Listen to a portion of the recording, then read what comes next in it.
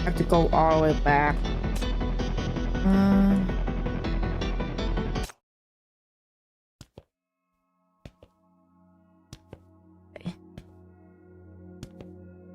Usually it's very easy to do it for me, but like it got sick a second day. So I have been having a terrible time. Oh, you got sick too? Dude, everybody around me got sick. I have to go back, dude. I think I'm way too ahead. Nope, this is not it. I'll just go back here. I just go to part 6 again. From a very young age, I traveled with my father across the farlands, far beyond the borders of this city.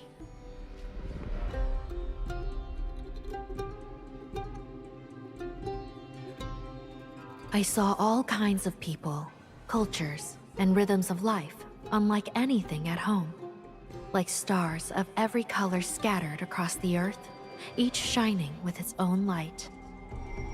Some fought simply to survive. Some worked to preserve what they had. Some longed for change, while others prayed only for peace. Even amid catastrophes and recurring sorrow, they have never stopped speaking. In 1,000 tongues from 1,000 soils, each carrying their own weight, each holding their own fragile, stubborn dream. Yeah, my 2 siblings got sick too. How is the hazards over now? Oof.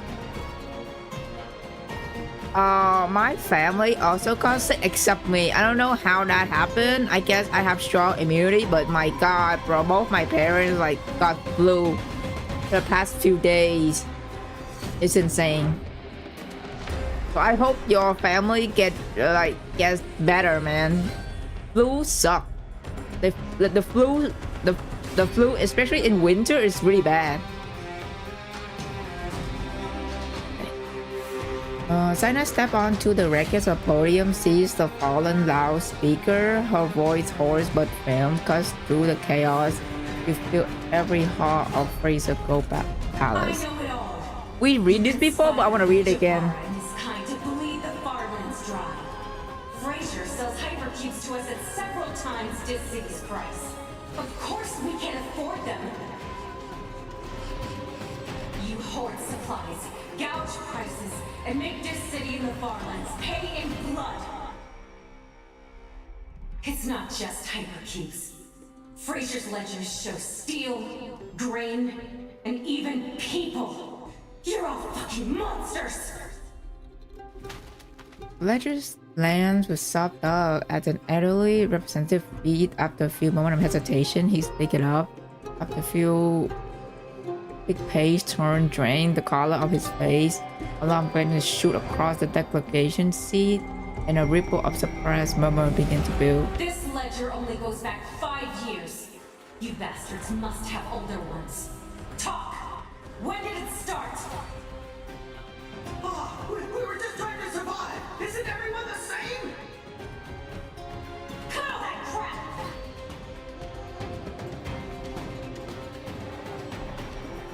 crap! Hope your parent gets better too. It's better not to be close to them just in case. Yeah, I know. It just sucked. The flu is getting really bad this year for some goddamn reason. So keep pulling Rust, and in 20 pull I get as Sinner. I'm so happy then is alright, Araya. Who's pull last, a big patch, big rip. Oh yeah, it's get like that, man. The most whelmed to angry roar in an instant. Sina seized Jabara by the collar and hurled his obese frame aside like a trash bag. Flash of her blade slashes open his clothes, revealing a hidden luxury silk and gems. Dot ring, the obscene opulence glinted under the line. Look at the starving, freezing people of the farlands. Look them in the eye. Do you dare say you're the same as them?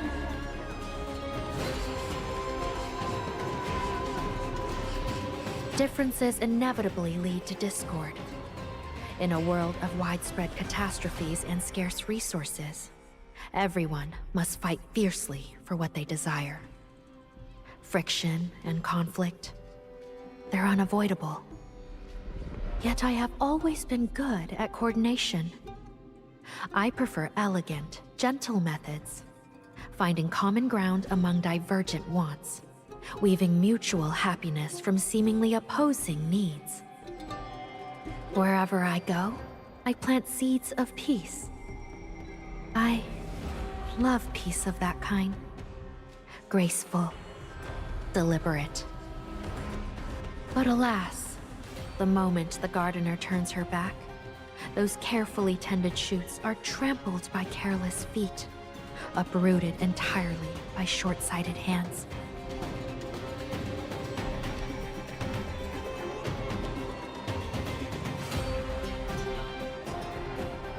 Ignite. Violent delegate stirs to their feet, their eyes burning with the fire of betrayal. As a way of collective fury, crash through assembly. You are... Zaina. Such insolence. Have you forgotten who gave you Aurum Secretum? Who granted you power and dignity? And who made you suffer in the first place?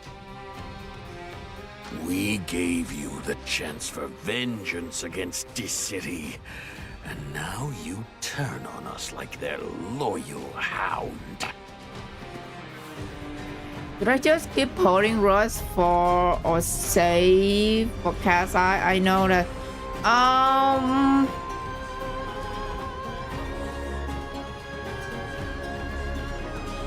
I think it's best to save your hypercues for the next patch, because yeah, I mean either way you will get 1 X rank free next patch anyway, but still you probably it's best you say, I don't know, it's best that you save it, because who knows, you might not able to pull them if you not save enough. Because I know there are people with really bad luck, they save all the fucking hypercube, they still don't got the one they want, you know what I mean?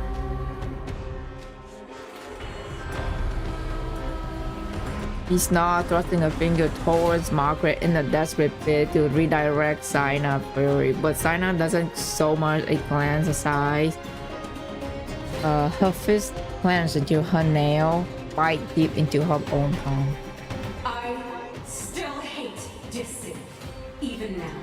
But Like I literally saved a lot to get Beryl in reverse. I got her, but when I tried to pull Adele, right, I lost 50-50 to fucking Recoleta, and now I don't have any teardrop or whatever it is called left. I don't have any currency left to pull Adele before her banners end. So yeah, see, yeah, but at least I got Beryl though, so that is something. Make you the righteous ones. Zaina clenches her teeth and take a threatening step forward. You've been lying to us, using our pain, our rage. You and society are no different. My brothers and sisters who died for the Ash campaign, they believed your lies until their last breath. And you still expect us to bleed for you? Ooh. Listen, it's not this city I hate. I hate every monster who preys on the Farlands. And that includes you! I know I heard this before, but still, talk your shit, Zaina. Call them out. It's time to answer for what you've done. Get down here and bring those society snakes with you! Get down here. A voice in the crowd takes up the cry, and the Farland delegation ignite. They surge forward, a wave of furious shout, and the situation fractured in a second. When you got finally snapped into action, weapon draw against civilian and protesting in fury. It's the wrong move. Enraged, the Farlander seized anything at hand's chair, candelabra, daggers drawn from hidden sheep, and the heart erupt into urban combat.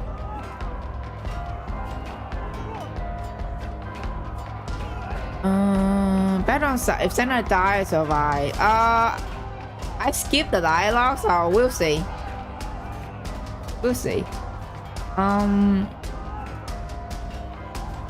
Yeah, man, the fucking anniversary, the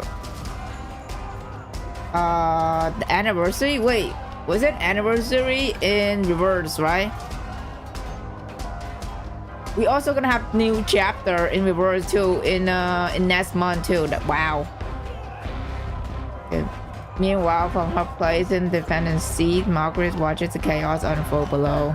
The cause of history replaying exactly as she has been before. I mean, I could just like not pulling Marsha for now. I'll just save it until her banners end and I'll pull her. Flames of war. That's how I did with Beryl. Those in power never feel the sting when others bleed.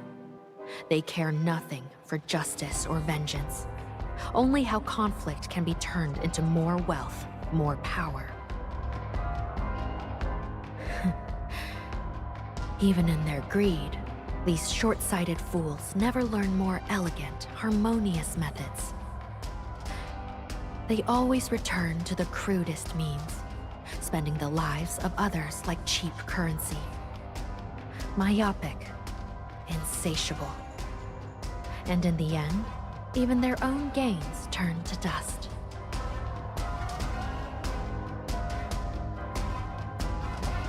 This city hoarded their hypercubes while calamity destroyed our home. Freaking so far, man. Fraser talks about humanism, but all they've done is turn us into lab rats for R.I.P. so Aurum far. Secretum, giving us nothing but ruin. So naive, civilized. Also R.I.P. Did you Ariana. really think they'd help? This city doesn't care. They don't understand our suffering. They can't even imagine it. You get to live in luxury by sucking us dry. And you have the nerve to talk to me about what's right?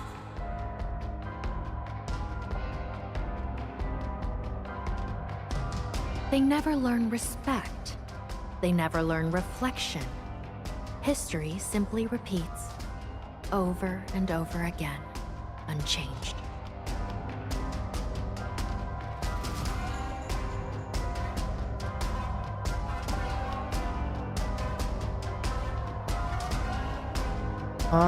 And at 106, the city embassy, the city embassy in Fraser. That's impossible! I designed this great expo myself. I've spoken with every alliance leader. I know their concerns. Draven has stepped down and the Farlands need time to heal. We drafted a 5-year framework for mutual benefit. Breaking it now serves no one's interests. And besides... I'm excited for you to play chapter 12 in Rose. Oh, I'm excited, man. By the way, in the future, there are versions coming in reverse that will be only 21 days, and it seems that might only have 1 6 star rather than 2. Not sure though. Oh, really? Damn. This is a black ring we're talking about. Who would benefit from worsening catastrophes? The Farlands haven't even mastered large-scale mania defense. I was here on the ground. There was no celebration, only panic. The people here didn't even understand what's happening. Literally though. Jesus. The observatory tragedy was a setup. Someone is deliberately sabotaging this. Don't let anger blind you. Send Blackett. She can uncover the truth. Don't rush into war. Don't... Blackett is Long Lee, by the way. She talk about Long Lee. This is Long Lee's last name. You know what I'm excited about in reverse is the Lunar New Year event upcoming. Oh my god, I can't wait to pull Paper her on, man. She looks so freaking cool. A black ring appears as Navigator Observatory. The Great Expo was terminated. The Outland War was reignited, lasting 1 year with affected region. Damn. Even my most principled friend had to suffer for your folly. It's always the same. Always. No matter how strong the foundation I lay, once it's in your hands, you tear it down.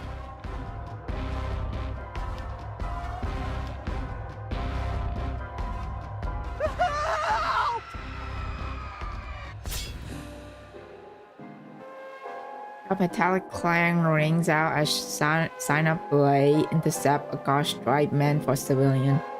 But there's too many targets, too few of her. Doesn't a meter away, another scream pierced the air. You dare attack civilians! I'll kill you!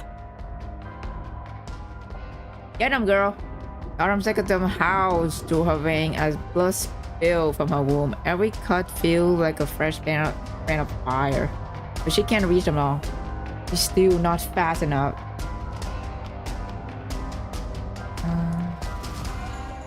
3.4 People horror is great. Same with dude. What's his fucking name again? Chang or whatever his name. Yeah, dude, I can't wait. Listen, we both these games, right? PTN and Reverse both have great Lunar New Year's event. I'm so excited.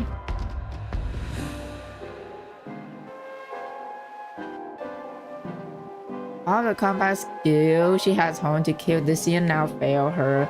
She cannot outrun the slaughter carried out by her own people.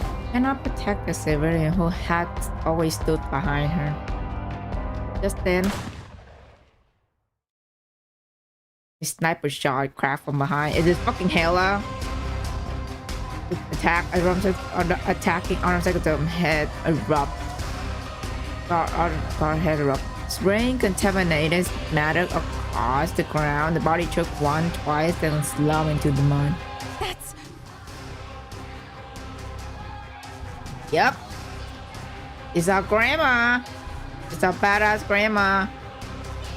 Santa spin towards the source of the shot, high above, framed against a pillar. Helga's silhouette remains steady in her sniper purse. She raised her hand in a clear distance signal of support. Oh shit. Then with calm precision, she shifted her aim, the rifle scope settling on the woman seated center stage. This what you wanted, Margaret Kovas? What have you done? When the hell are you playing it? The woman sits perfectly composed, her eyelid meeting Helga's gaze unflinchingly through the scope. Amidst the surrounding chaos, only her smile remained enigmatic and undisturbed. Are you curious what I'm thinking, Miss Helga? Honestly, Margaret is kind of psychotic in her own way, you know what I mean? She's unhinged. She's kind of like unhinged in her own way, and I love it. What I'm thinking of, naturally, is nothing but peace.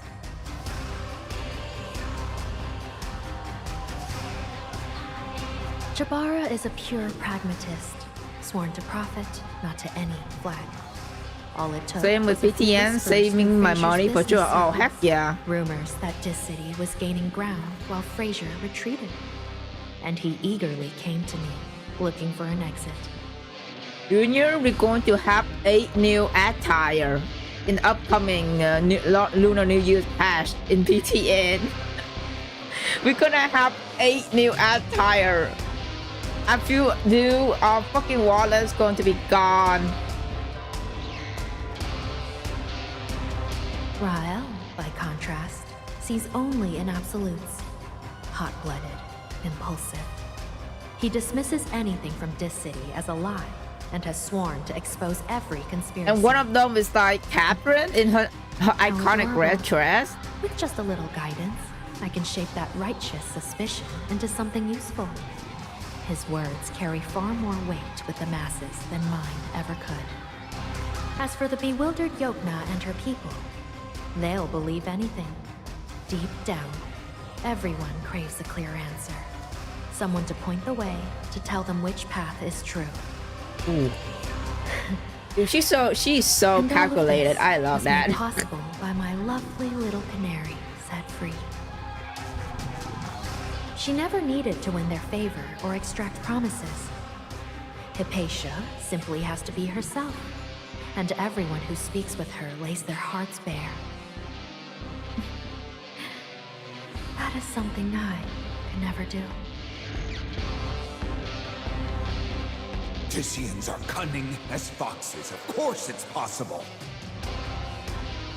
The Farlands lack everything. Technology, resources, skilled hands.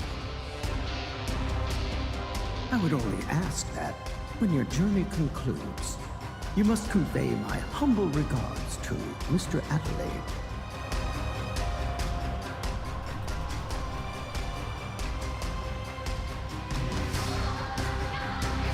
Only someone as sincere, as utterly devoted as you, could hold such power. Thank you for opening their hearts to me, for letting me see what everyone truly desires. And Helga, who see Fraser plot clearly but remain powerless to stop it. Even Sina and her fellow Autumn Secretary warrior.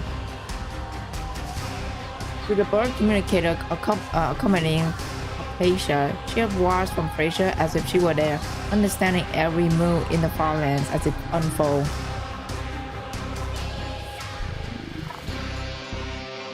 Tell me, what should I do?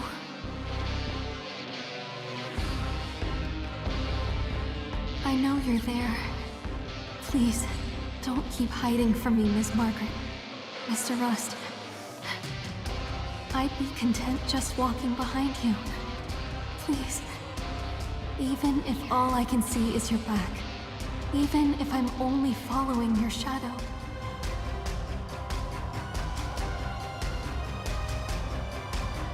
The picture getting played down, yeah, but here's the thing, right? Like,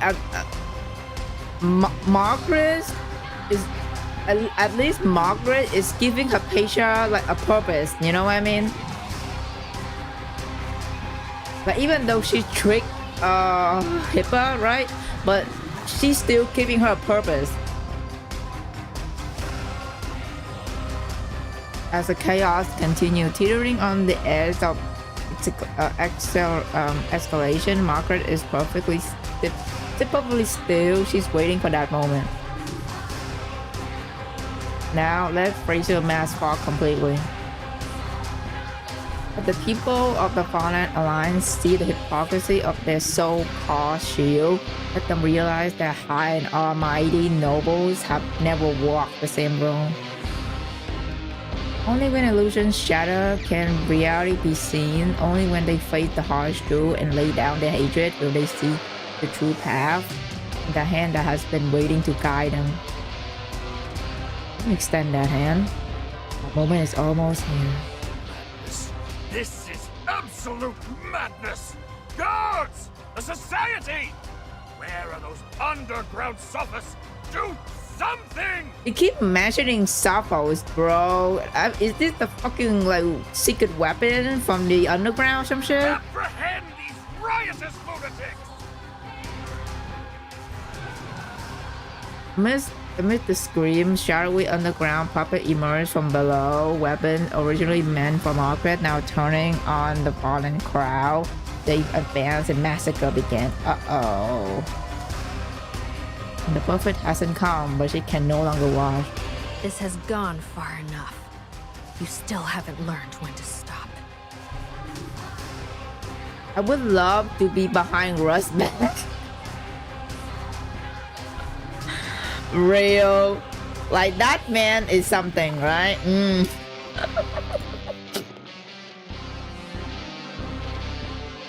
Margaret rises, walks towards the crowd. The guard meant to watch her and are now lost in the chaos. No one remains to stop her. When the weak cannot decide their own fate, and chaos only breeds more tragedy, someone must step forward to build bridges, to find a way through the deadlock. To find that solution, I am willing to use any means, and bear every consequence. Whether exploiting human weakness or wielding mania power, or though a peace does not obsess over giving it Fedor's way, it's only care that peace will prevail at journey's end. Listen to what everyone truly desires, then do everything in my power to fulfill it. When conflicts arise, I find ways to harmonize opposing needs. A world where every wish and want can be reasonably met. Isn't that the very meaning of peace? And that is precisely why I find your actions so intolerable. You use the crudest, most repulsive methods, not only destroying the peace I have built, but crushing the last hope of those who came to you for aid. You noblemen of Frasier, you hold yourselves above, yet wallow in incomprehensible stupidity. Oh, mic drop. Get him. Get him, Queen. Drop that fucking mic, Queen.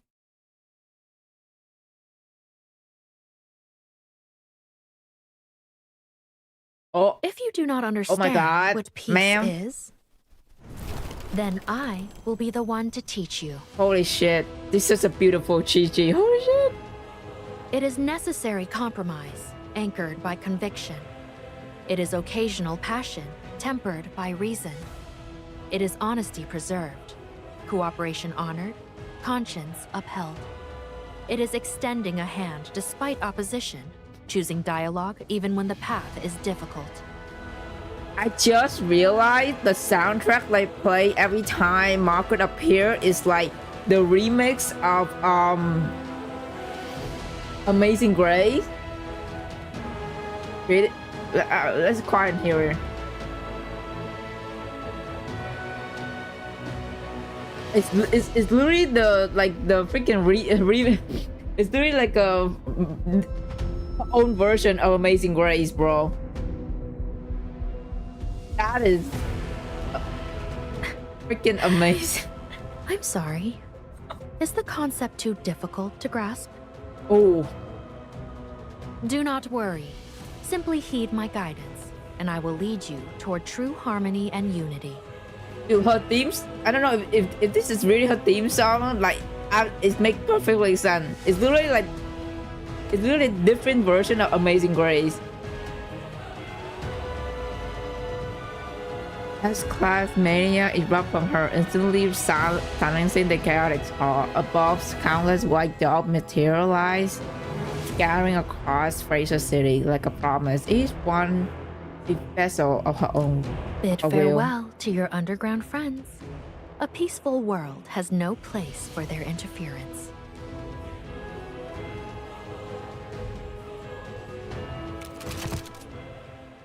Only a moment before, the fallen representative and guards have been locked in brutal combat. Now they lie scattered across the floor, weapons slipping from the slack figure to clatter against the ground. Conscious but paralyzed, they stare up in terror at one figure still standing among them.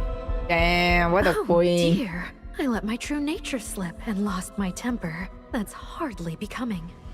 So she basically paralyzed everyone in the fucking room.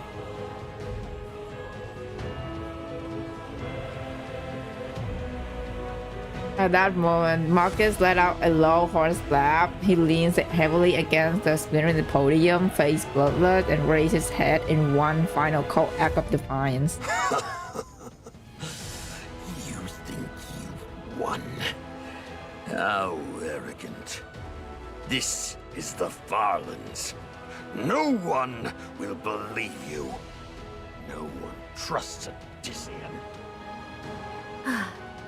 You're right, of course. My smile strategy won't be nearly as effective now. Once a peace envoy shows her fangs, trust becomes difficult to regain. Margaret's gaze moves across the fallen. They express a mix of anguish and hate before stopping on Sina. Even on one knee, braced by her sword, Sina's eyes meet her, defiant and unbroken. And yet, all I ever wanted was to help everyone find peaceful solutions. What could a Dissian like you possibly understand? Yes, a Dissian speaking of the Farland's suffering is indeed laughable. But if you refuse even the person willing to listen and help, what change can you truly expect? Tell me, will endless fighting, quarreling, killing, will any of that end your pain? Bring the happiness you seek? Sana doesn't answer, instead turning her head away with bitter resentment. My words mean nothing to you. I understand. So? Flip ahead, her gaze swept over the shattered battlefield, past faces edged with hatred, greed, or confusion, then down the long corridor towards the palace entrance. My little bird should be returning any moment now. Oh, Hypatia! With an elegant gesture, she beckoned on Snow White dove into the window. Is a light on her fingers, not so her temple, then burst into flight. A streak of light walking across the sky.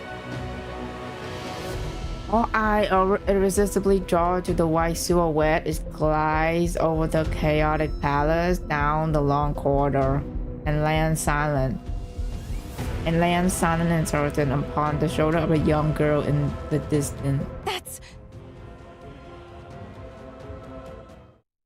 Oh my god.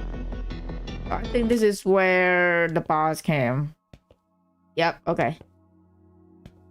Pick your shit, Margaret. Heck yeah. Freya silhouette emerged at the corridor ends. She looks as if she hasn't crawled her way out the deepest catastrophe zone. Whiskers black contamination cling to her, invading every surface of her skin and clothes. Because Jack contamination crystal to her chest, we have pierced straight to her flesh, hand, arm, and shoulder. That she will not let go, staggering forwards step by labor step.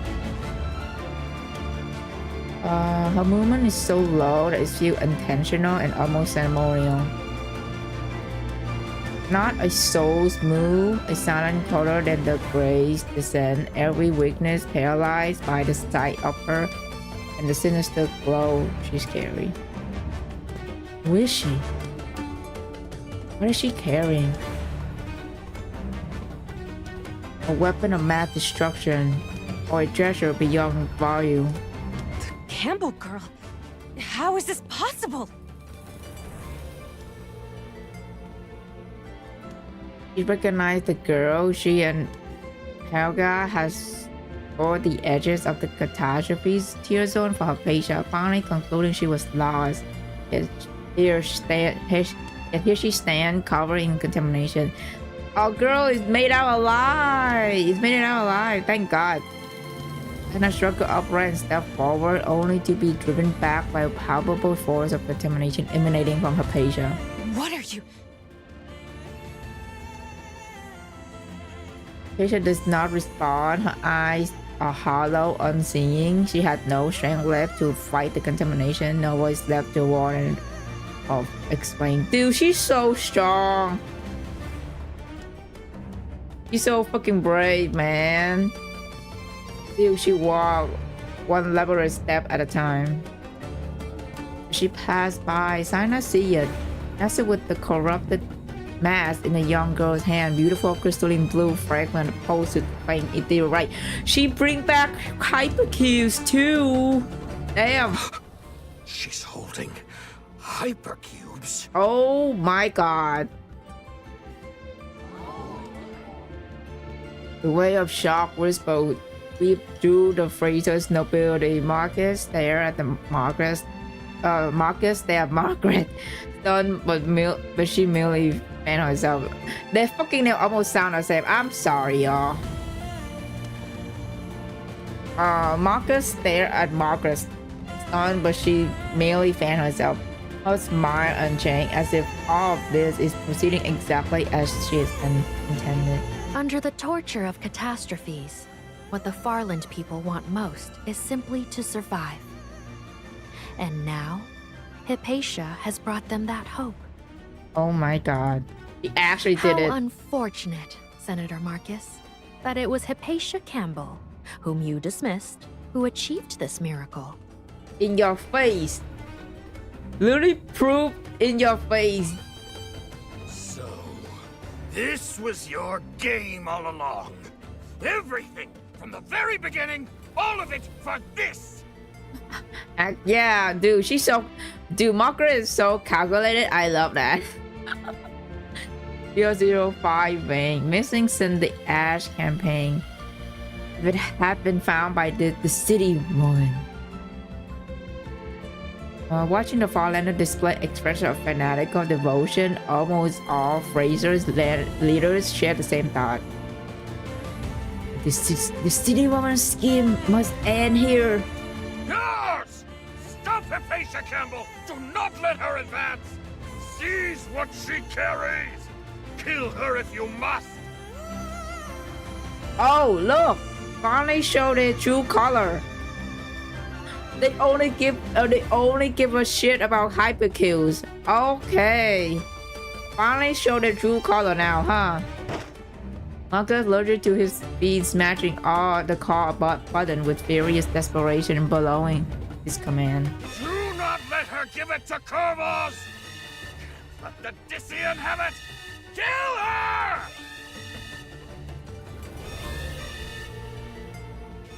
Oh boy. Inside the Luminary Society laboratory, Marcus' frantic voice crackled through the communicator. A woman in white coat slowly looks up, her eyes on the light feed of the chaos. Speak to the microphone with perfect calm. Is this one of those senators? Then, Fucking time Senate? to deploy the weapon of the sophist. I think it's one of the members of the Senate from the beginning.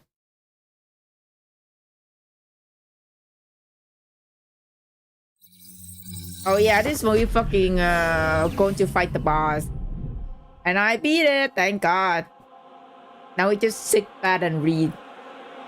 Okay. Inside a sky tower venue, a low resonant hum suddenly rises from the deep beneath, vibrating to the floor.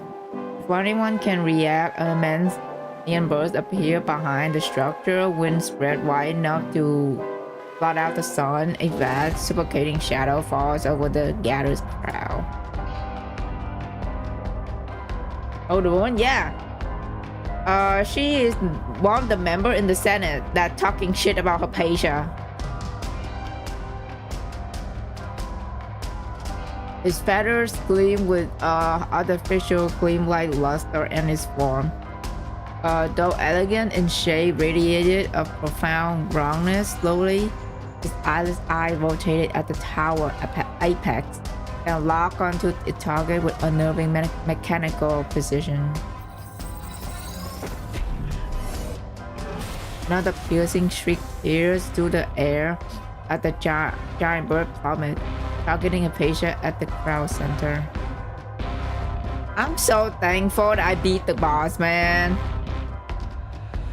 Like, whoever, like, prop to the other gamers to upload the strategy on YouTube. Y'all saved my time. Holy shit. Sensing the danger, Arm Secretum with her body surged into action, creating a resonating defensive barrier around her. But her resistance proves far too weak. The artificial bird barely slow before driving armor. The giant bird lets out a piercing shriek at the powerful impact of the sniper round. From a sniper round staggered its massive form. Oh shit, Helga is helping us. A second shot tears through his wings, spraying not blood but shower of glimmering autumn secretum like crystal. Those shots strike the bird's face with precise force, though it doesn't fully penetrate. The impact fractured the surface like glass. With a shriek of agony, the creature staggered back, its wing now useless and grounded.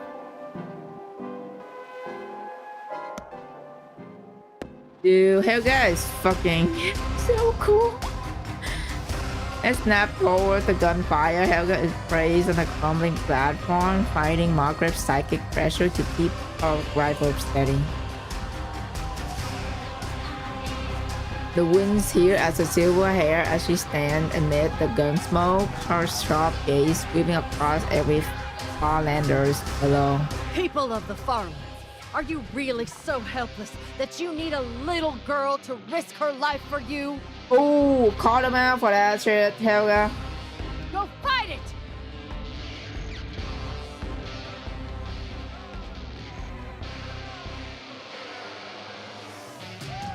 Fraser tried to steal Hypercube. Fraser want her dead. Protect her, protect her. If there we Fraser go. doesn't want her, then the Farlands will. Shout rise from the crowd. Even under Margaret's psychic hold, the people of the Farland surged forward, ignoring contamination to shield a patient with their bodies. Let's go! He brought Hypercubes. It's Hypercubes. Battered and bloody, the Autumn Secretary warrior planted herself before her patient. Autumn Secretary markings now cover her skin like a living scripture. Like living scripture, her burning gaze fixed on the approaching guard. She is now wrathful, daily, ready to break upon them. Oh my god, that's so... She protecting Hippa now. Ah. You bastards! If you want to hurt her, you go through me first! Oh my god, yes! Kick the ass, queen. Some her stone with desperate strength, other rays broken, Autumn prosthetic as shield, and Boris charged the giant bird to disrupt its path. The attack's Scully Mart is hardened feathers, yet not a single person flinches.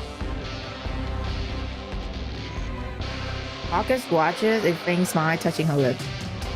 With a soft snap, she closed her fan and released a psychic hold over the crowd. Now, yeah. More like it.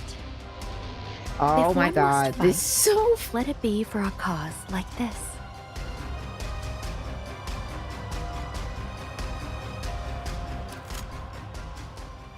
Okay, now this is right after we beat the boss. I see. Helga steadied her rifle, narrowing her eye and locked onto the giant bird circling the sky tower dome. Pushing her ability to limit the chaos around her, wind shout, the creature hum falls away. Her wood contracts to the target and the crosshair, just like the mission years ago. Will this shot lead her down the right path? Is Hypatia truly what best for the Farlands? Heck yeah! Are you choosing again? If Fraser is right this time, this will be another mistake. Think, Helga, if you haven't pulled the trigger back then, amid the insidious, corrupting whisper, Helga pulled the trigger without hesitation, her mind perfectly clear. The rifle kicked sharply, the bullet buzzed through the air and struck the creature's core with lethal precision.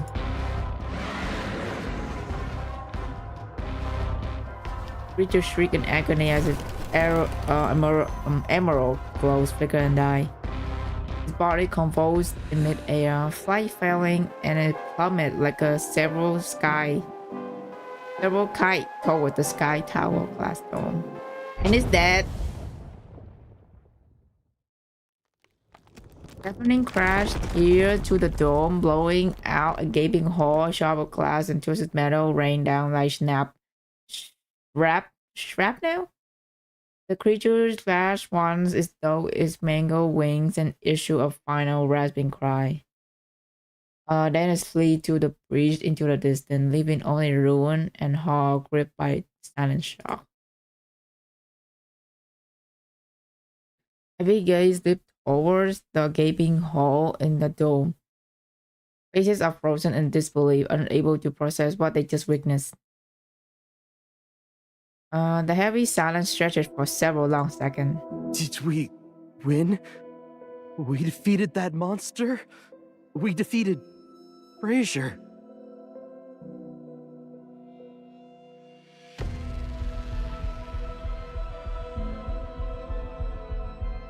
The words fall like a stone into water, sending instant ripple of excitement to the crowd. We did it! Long live the Alliance! Long live freedom!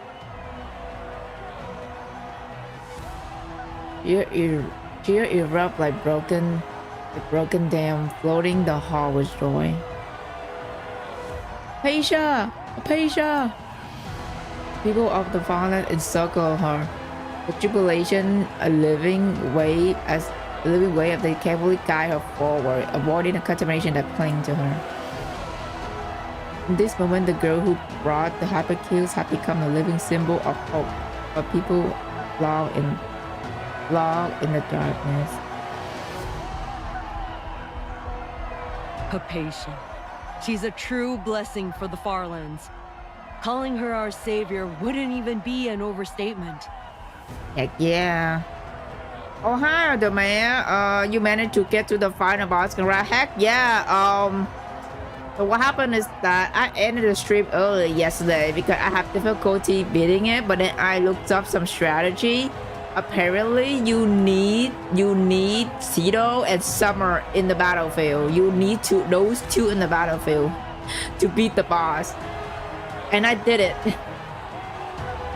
I don't have Summer though, so I have to borrow someone else's Summer to beat the boss. But yeah, I did it. We really can have our own hypercubes. Now we can live. Her eyes filled with relief as she watched Hypatia walk towards the city peace ambassador towards the path the Farlander will take into the future. Oh my god, that is crazy. The girl has never left the dark. All stand up direction dissolve, time loses its shape. Only the contamination remain real, accumulating, spreading, is paying a scalpel cutting through the haze.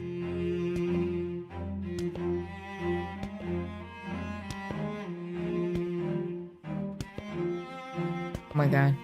Where am I now? Still in the ruin of catastrophe here, or I have made it back to Fraser.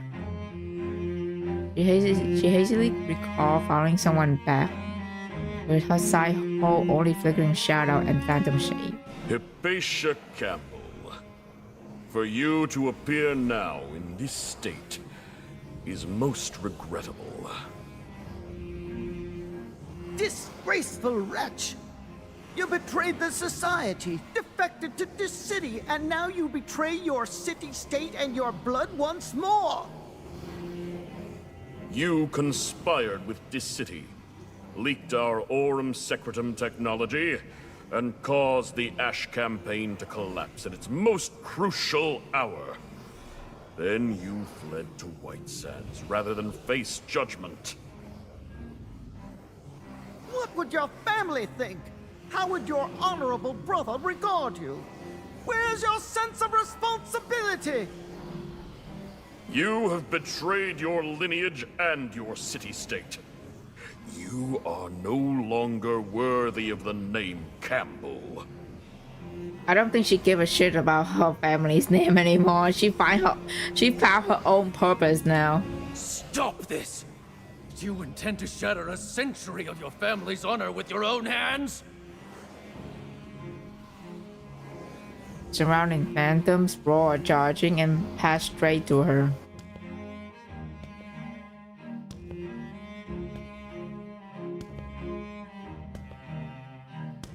Familiar accusation, her mind and body had long grown numb to them. She does not let them slow her steps. I see the blue shiny rock in her hands. Is that the treasure Mom told me about? Does that mean we won't have to keep moving all the time? That's a hypercube. Yes, we won't have to wander anymore. And don't be so rude. She is a lady of noble birth, a brilliant scholar. She is our savior. They all reached out their hand towards Hypatia. Hypatia! Hypatia! They chants her name. Are you all right? Your wounds... have you done Rumina interrogation? Is it good? I want to read it myself. I never have. I did, but I uploaded on my YouTube page, but there's no commentary though. There's no commentary. I just record it and play it without saying anything. But yeah, it was good. Honestly, they have not this Cito interrogation either. I heard Cito one is also good too. There's a lot of interrogation I have not touched. I have not finished.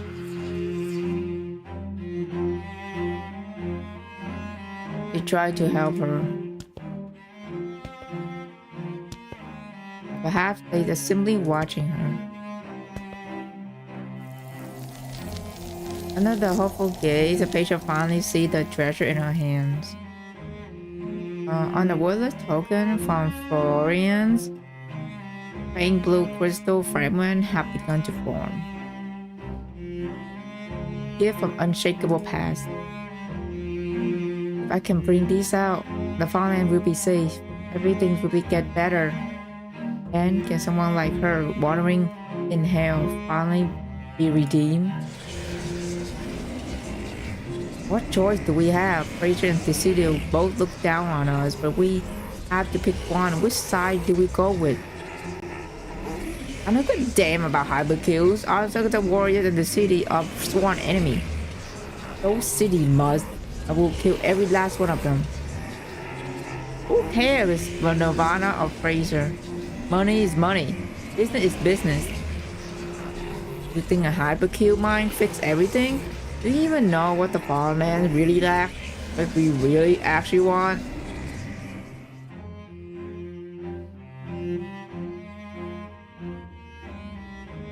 The white-saddled motorcycle rolled across the pale dune. Helga had the wounded girl secured behind her as she raced towards Fraser. At peace, though intention is solid. If we move now, we can still make it to the open ceremony. Whatever you're planning, I will dare to see it. The wind screamed past them as they rode. Helga answered the question the girl had asked when she was pulled from the room. If you want to know what the Farlands are really like, the people here have never had a future. We're used to living under someone else's shadow, following someone else's lead. When the Metropole stood, we obeyed him. After the great city-states fell, we answered to Fraser. We even tried this city once, but they never looked our way twice. I've often wondered myself, where is the future for people like us? Someone suggested an alliance, and against all odds, we built one. I knew nothing about politics or diplomacy, but I thought I could learn. Before I knew it, I became their leader. Once I was a leader, I saw the hard truth. We thought we had choices, but we never did. We don't have this city's hypercubes or Fraser's wealth. When catastrophe hits, all we can do is wait to die, or pray the mighty feel generous enough to help. Damn. Dude, living in the fucking outland in White Sand is miserable. If any major city-state so much as glances our way, we act like it's the highest honor. We'd walk through fire for them, jump into hell without a second thought. In this world, being worth exploiting became our best bargaining chip. Switching sides turned into a fine art. You're not like us.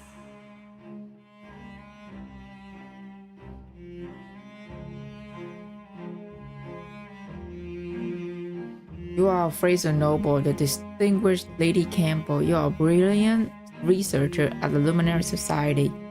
You have saved a comfortable life. You never should have been dragged into a life or death matter like ours. Child, if you've been helping us out, guilt, that's already enough. You don't need to stay here. You don't belong here. You're not like us. No, that's not true, Miss Helga. There's no difference between us. Oh. In that moment, a sliver of light pierces the endless dark. We shall finally see the way forward. Past the countless illusions that have clouded her sight, she can just discern a narrow, rugged path ahead. What joy do we have? Who can give us an answer? Thank you. These are all we can give, we hope. They reach the hand of our beloved one. How dare you side with the wretches from the far lands? Campbell, are you going to betray your own city-state, your own social class? Many obstacles remain ahead, many blessings. The hypercubes in her hand give her strength to push forward at any cost. And the resolve, complete her mission. And so she began to run to the illusion. Hang in her neck sharpened as if urging her onward. Hurry up! Go on, hurry on! With every step, determination swelled and the courage forged her path. And so she moved through the crowd in reality and the illusion in her heart.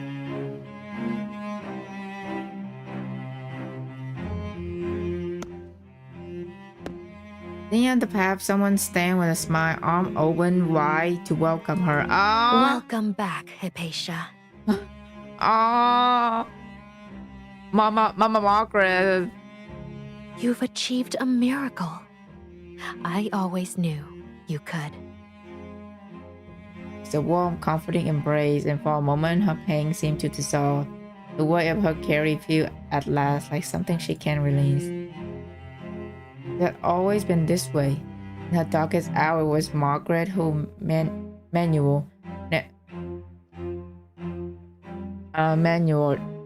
negotiate and pull her from the brink. It was Margaret who took her hand and said, "Trust me, follow me," offering a path where she had none. Yeah, like even though Margaret play Hypatia, right? She still give Hypatia a purpose. It's literally like Shalom when Shalom manipulate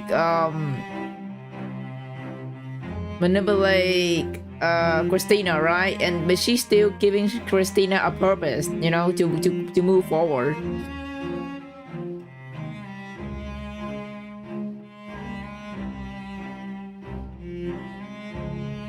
Embrace is always warm, a warm in the storm, a source of strength when everything else feels painfully uncertain. And now is the time to do what must be done. Miss Margaret.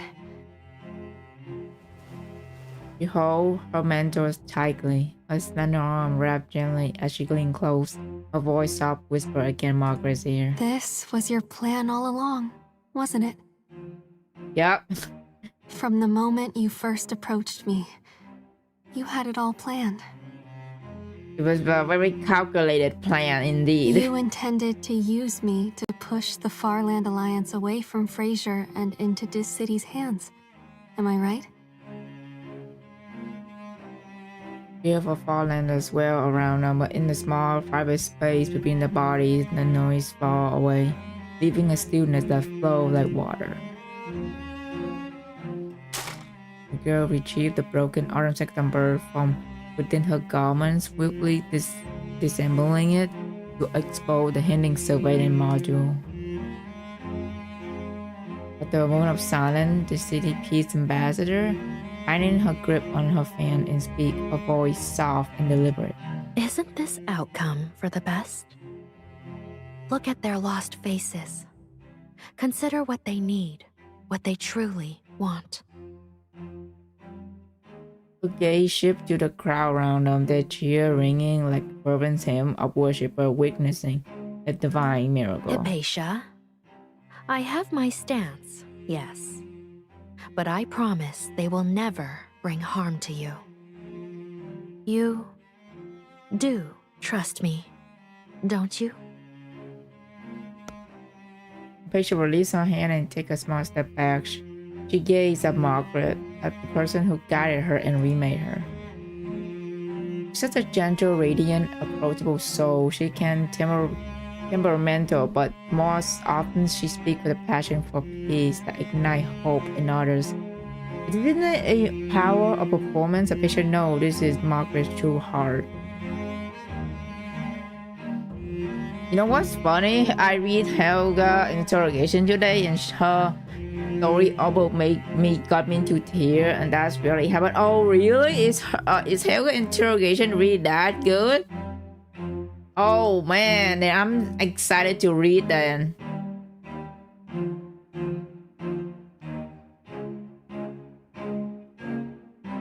Now the sadness and confusion in her eyes are equally true, so are her attempt to persuade, to guide. She used her patience, yes, but she also cared for her. Julie looked after her. Yeah, she literally like gave her like a purpose. Like a new path. That is who Margaret is, no matter the time, the circumstance, whatever means she must employ, she will never abandon her purpose. Thank you for reaching across the divide between our city-states, for your steadfast and sincere pursuit of peace, for showing us a new way when all paths seemed closed. To someone as weak and stubborn as I am, you kept offering your hand, guiding me earnestly again and again. When I was at my most lost, you were the one who guided me out of the fog. For that, I will always be grateful. But the road ahead is one I must walk myself. Please, let me choose my own path now. The application in her arm emitted a soft glow, lighting her eyes with newfound determination. The resolve no one has ever seen in her before. So, where will you go? She asked softly, as if already knowing there's no turning back. When we reject the guidance, where does your path lead now? Rachel doesn't answer. Instead, she stepped past the ambassador of this city and onto the nearby podium. Calm settled over her as her finger closed around the microphone. In that moment, a recent hardship flashed before her eyes. People of the far lands, I am Hypatia. This is the hypercube I retrieved from deep within the catastrophe tear. I am sorry that, on my own, I could only bring back this small amount. Along the way, I have heard your hopes. I have seen the future you dream of. A true mine at BR005. A chance for strength, clarity, and even freedom. I know the answer you are waiting to hear from me. I am sorry, but I cannot give you that certainty. Crowd slowly silent. It was a picture, the expression shifting from separation to uncertainty, staring at the girl they had just held as the fallen. I come from the Campbell family, a Fraser noble sheltered from hardship. I was sent to conduct Aurum Secretum research in Furor, yet I failed to protect the Furorians who aided me.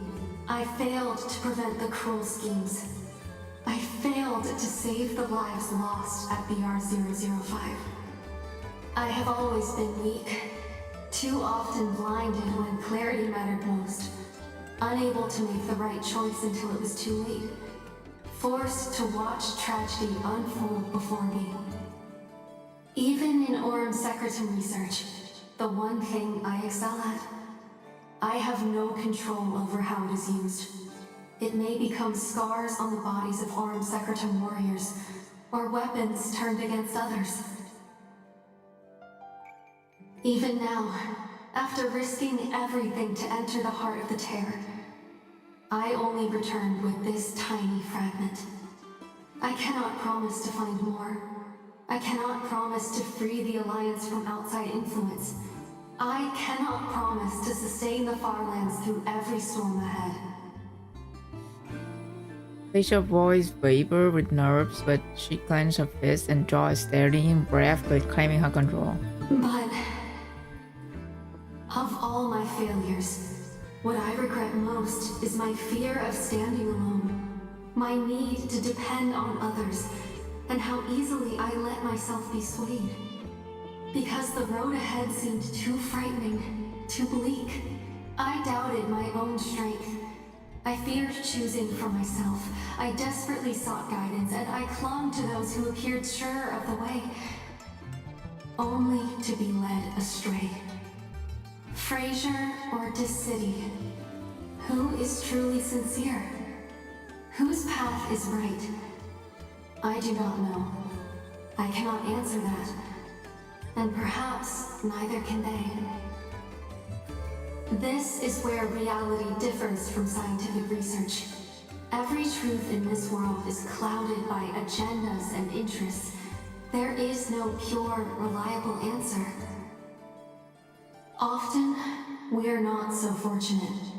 We must walk alone, groping through the dark.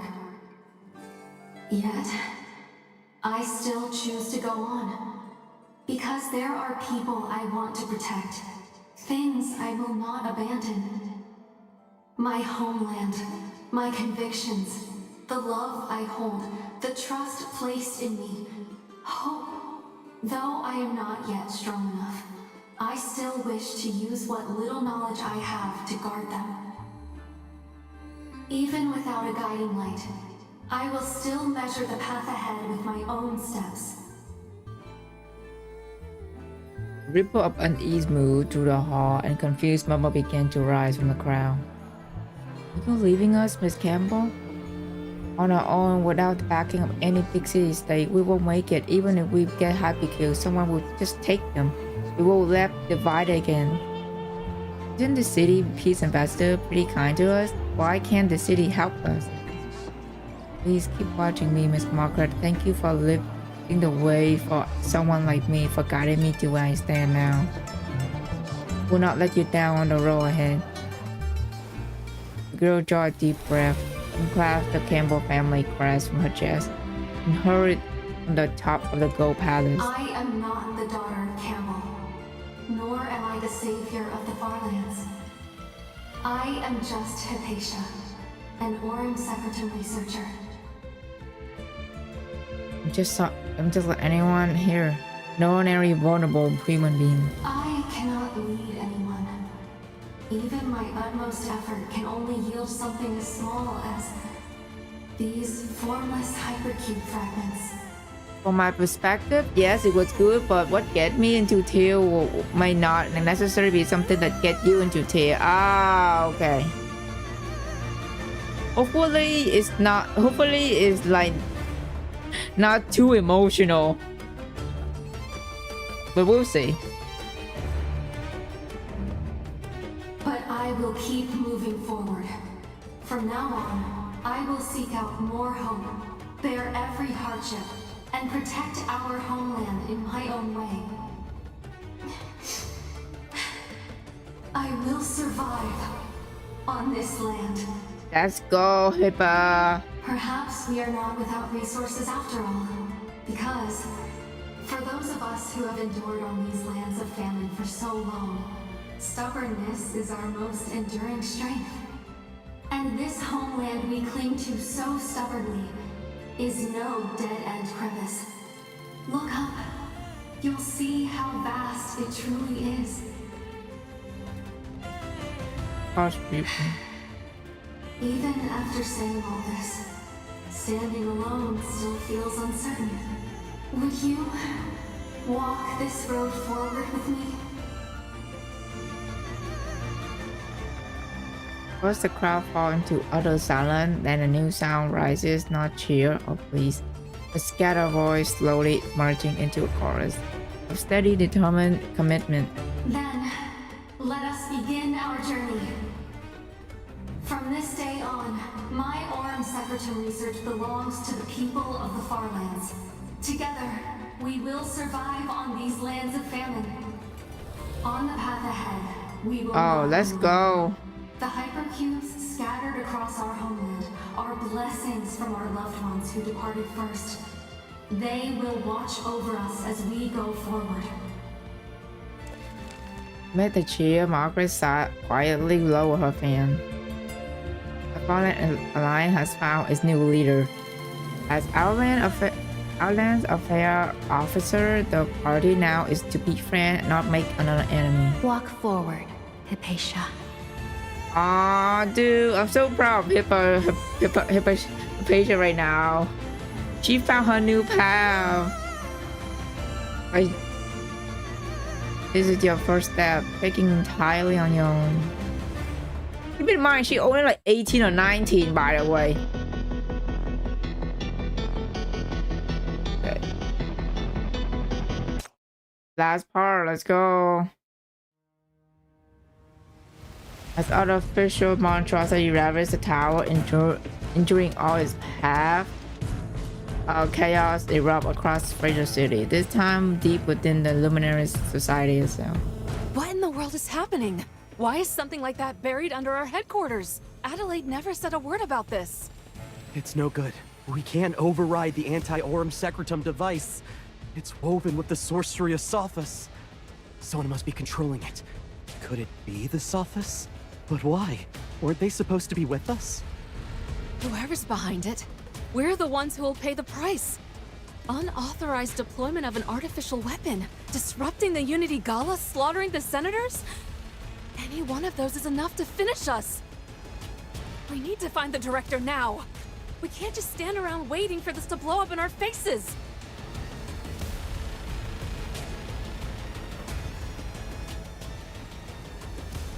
Oh shit. In the shadow at the lab depth, the moment White stands motionless before a containment unit, her gaze fixed on the dark mist swirling inside. Malevolent energy turns within, where a substance resembling a miniature black ring slowly gestate in the gloom. Even the communicator in her pocket has been ringing urgently for several minutes. He finally touches the button and answers with unhurried calm. Compose yourselves. I am fully aware of the situation. Everything is proceeding under the Sophos' guidance. What the heck is Sophos, bro? They keep mentioning it. Positioned throughout the gala have already begun their operation. They will secure us the time and the leverage we need. The warriors might stop that artificial creature, yes. But that won't clear the Luminaris Society's name. We'll be held accountable. The Luminaris Society.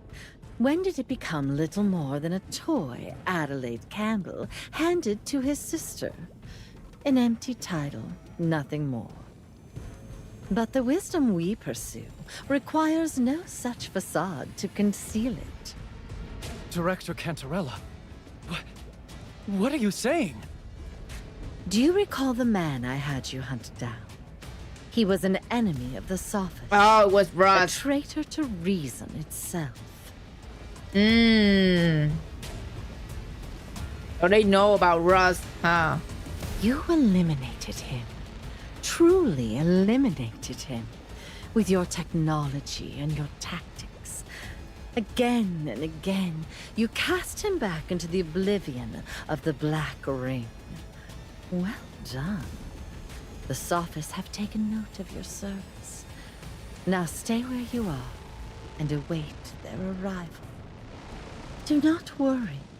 You have been granted passage on the ark the Sophos have built.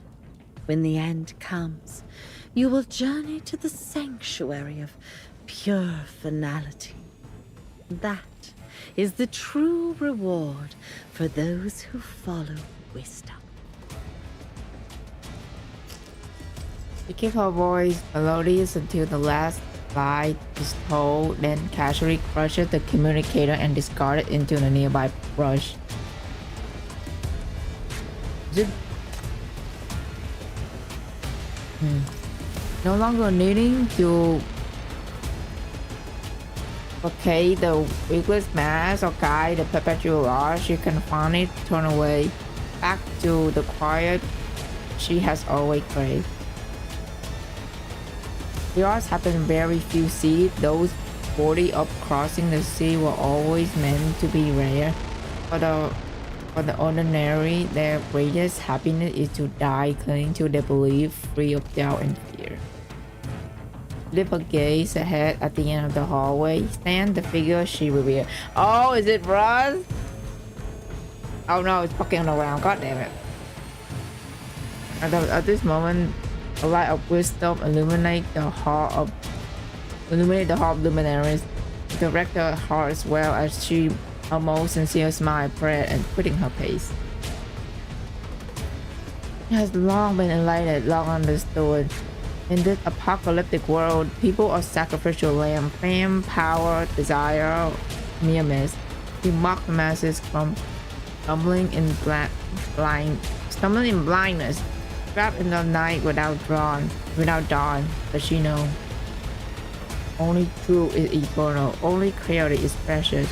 Only the souls who have pierced darkness are worthy of being followed.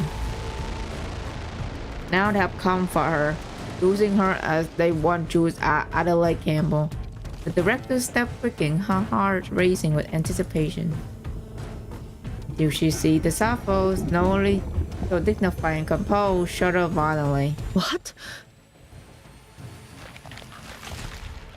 The ground souls hold most sacred in her heart, tried to speak, but no sound emerged. Suddenly the figure pushes forward, plummeting into a pool, formless pool and black water that spattered across it. Okay, now this is really Russ. Yep. Oh shit. In that place now stand another figure, one who has suppressed their presence like the dead. He remains so completely undetected that even she failed to sense anything wrong. No, it was that she had refused to believe they shared the same origin. A figure shaped stepping from the shadow. Beneath the bandages, a face emerged. Once she utterly despised the face she had never want to say, "Oh, it's Russ." Good day, Madam Director. I was hoping to borrow a few materials from your society. Would that be convenient? Oh my god. Or perhaps you'd prefer underground lapdog. Does that suit you better? How can it be you? She's back. Our boy Russ is back.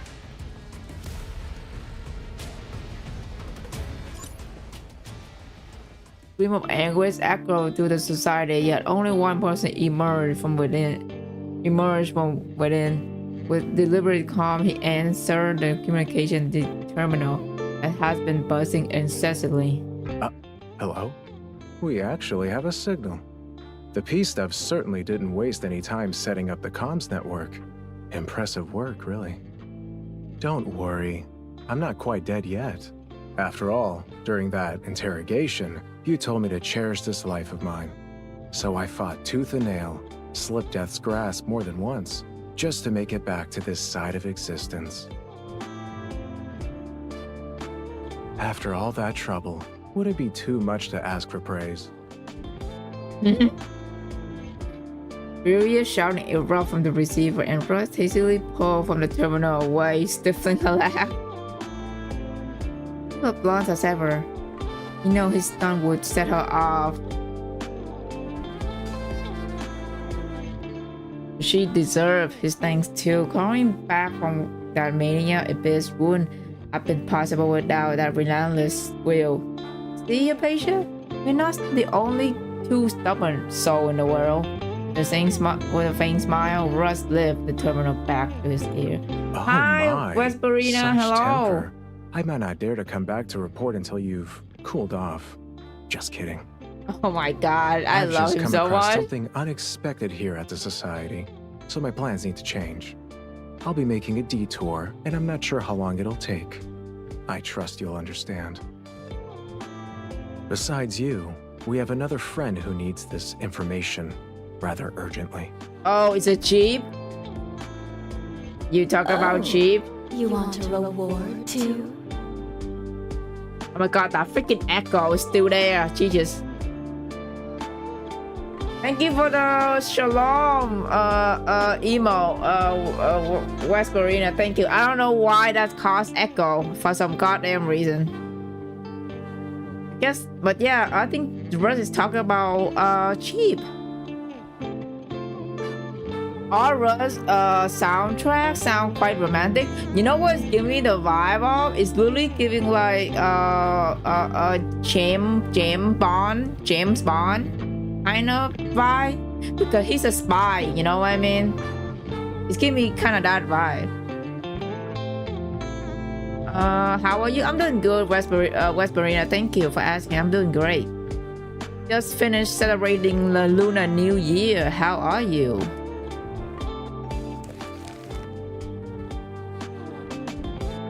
He examined the document from Luminary Society's classified archive retrieval from Bureau Black Ring's ruin alongside data on the outbreak core.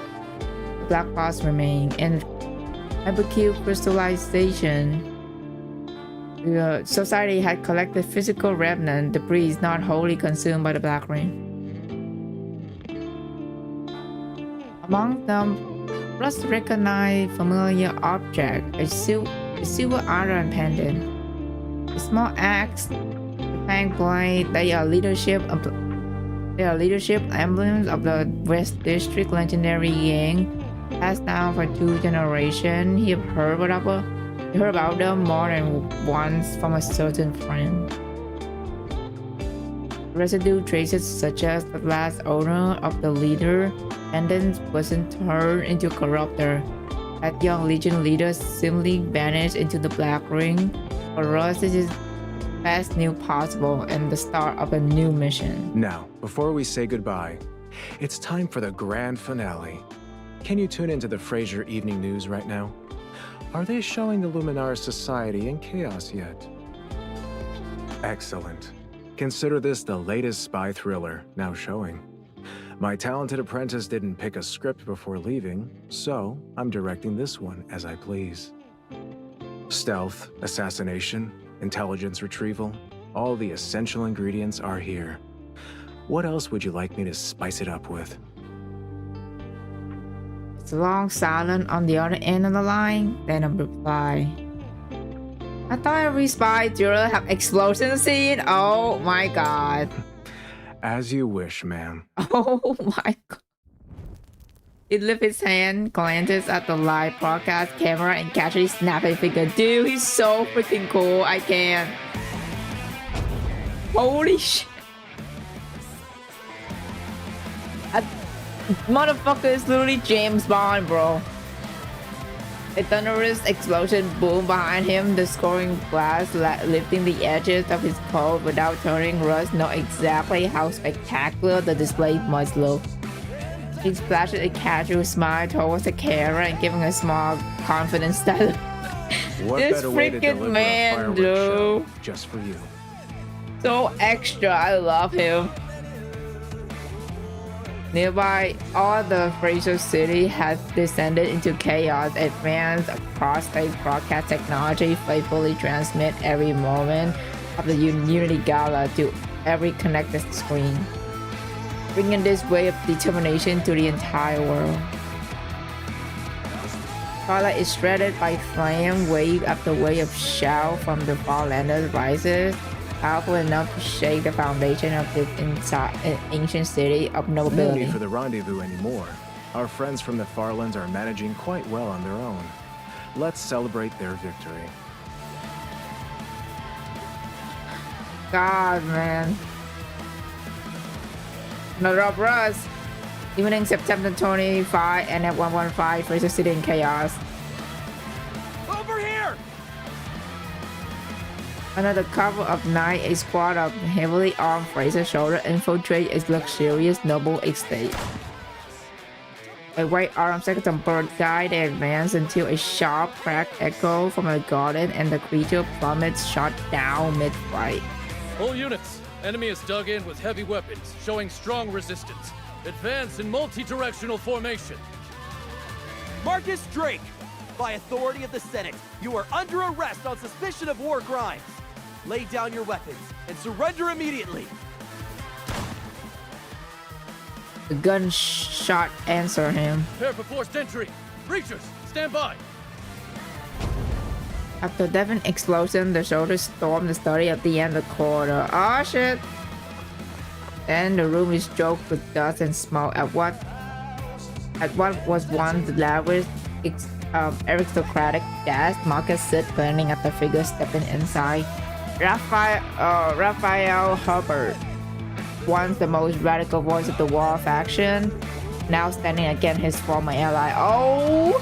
Surprised to see me, my friend? Uh-oh, Marcus gonna get fucking arrested.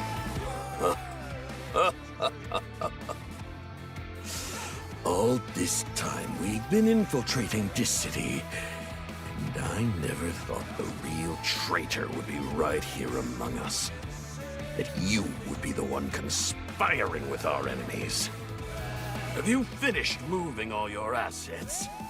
Once the tide turns, will you put on another face and come crawling back to us? Don't mistake me for a man of such petty motives, Marcus. No one wants war. I act for the sake of humanity's peace. Peace? You? What a joke. Why don't you use the coin you earned betraying this city to buy yourself a coffin? The moment Marcus reaches into his jacket, Raphael pulled the trigger. Oh shit! Perimeter of the building fully secured, sir. Good. Withdraw. Well, Marcus dead. After clearing the evidence, staging the scene, and placing the body, Raphael settled into Marcus' chair like a victorious king. He leaned back, his gaze fixed on the grand map of Fraser spread across the wall. Now then, it's time to redraw Fraser's political map. Let's plan this carefully.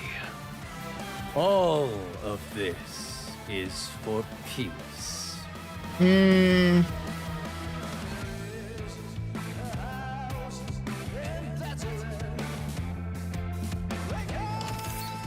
On the evening of September 25, 1915, Fraser Center War, Paul Marcus was found dead in his mansion and apparent suicide.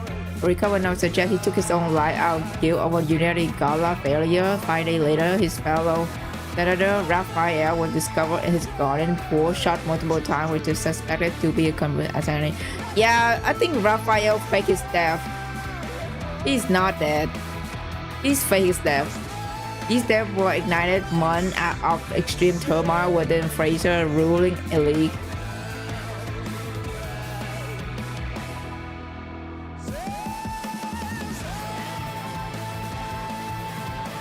The city maximum security cell reversed for the most dangerous criminal. The television play on loop, broadcasting distant news from Outland. From this day on, is it Adelaide? But Adelaide in the freaking bed. Together, we will survive on these lands of famine. Because he never leave the hospital. Yep. The war lone viewer watches in silence for hours. The speech and the broadcast loop, and daylight faded to evening. Only then does the underground famine sage know. Adelaide, eldest son of the Cameron family, finally lowered his gaze. Then he smiled with profound satisfaction. My dear sister, you have walked farther than I ever could. Damn.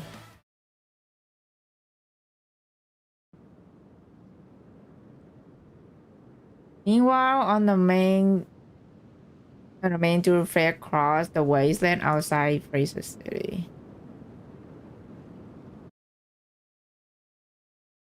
Oh, sure.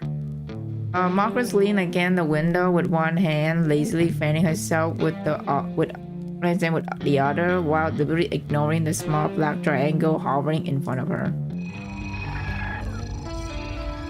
Thank you for your service, Ambassador. I will be escorting you back to the city-state for the remainder of your journey. I have achieved unprecedented diplomatic success, prevented a war, re-established ties with the Farland Alliance. And this is when they see fit to urgently recall their accomplished ambassador? It would seem Edge is less than pleased with the outcome. Did I truly ruffle their feathers that much? Yes, they found it difficult to believe someone of your caliber failed to persuade the Farland to relinquish the BR-005 development rights. Worse, you allow them to discover the hyperkill first, thereby genuinely undermining the city monopoly. Damn! As a result, even without Fraser interference, we have lost control over the breaking while the Farlands Alliance had gained significant leverage. Navarre is deeply displeased and demanding explanation. I suppose that's fair. Still, I despise having to justify myself to them, especially those fools at Nirvana who contribute little beyond dragging everyone down. One sentence from his interrogation to give birth to a meme on Reddit. I hope will get you. Oh, okay. I don't know what you're talking about, but I can't wait to do Russ interrogation then. You will not need to explain anything to them. Oh? Upon your return, the NPCC will immediately assume control of the investigation under pretext of tracking sinner activity. They will compile and submit the report themselves. Oh, here we go, Chief. Chief gonna do all the work again. Nirvana trusts them implicitly and would not bypass the Bureau to hold you accountable. As for this disciplinary recommendation submitted by the Chief, the rest of Edge will raise no further objection. This disciplinary action will suffice. Dude, this fucking word is so hard to pronounce. Holy shit. Margaret turns her head, facing the black triangle in her gaze. Through it, she sees the figure looking behind. Oh shit. Is this number 2? Or number 1? I forgot which one. I think it's number 1, right? Of course. When he secretly gave her the real mission, that man had already calculated his very outcome. Would this final move out appreciation for his sacrifices, or would he not have bothered if she hasn't performed flawlessly while achieving our objective? No matter, the old fox plan severed the piece without interest, so she could overlook the detail. She returned her attention to the passing wasteland. Let hope stay in the soil that awakened, and let's see the root where they belong. It's not so bad after all. One step closer to the world peace she seeks. With her fan fluttered faster, stirring a cool breeze against her flushed cheek as she beamed with impeccable diplomatic voice. Very well. I can't wait to meet this famous chief myself. Oh, Margaret, you're gonna love her. Don't worry. I feel like Margaret gonna enjoy talking to Chief. I am most curious to learn what was said to my little Hippa that left such a profound impression. She nearly derailed everything. Oh? I was under the impression that the event unfolded largely according to the design. Not at all. In my original plan, my little canary was meant to return with me. It is so rare to find a child with such promise. I had no intention of letting a talent like that slip away. Damn, she really wanted to keep Papacia, huh? She leans against the window, gazing out at the vast wasteland beyond. But now, what can be done? She has found her own path forward, spread her wings, and flown toward wider horizons.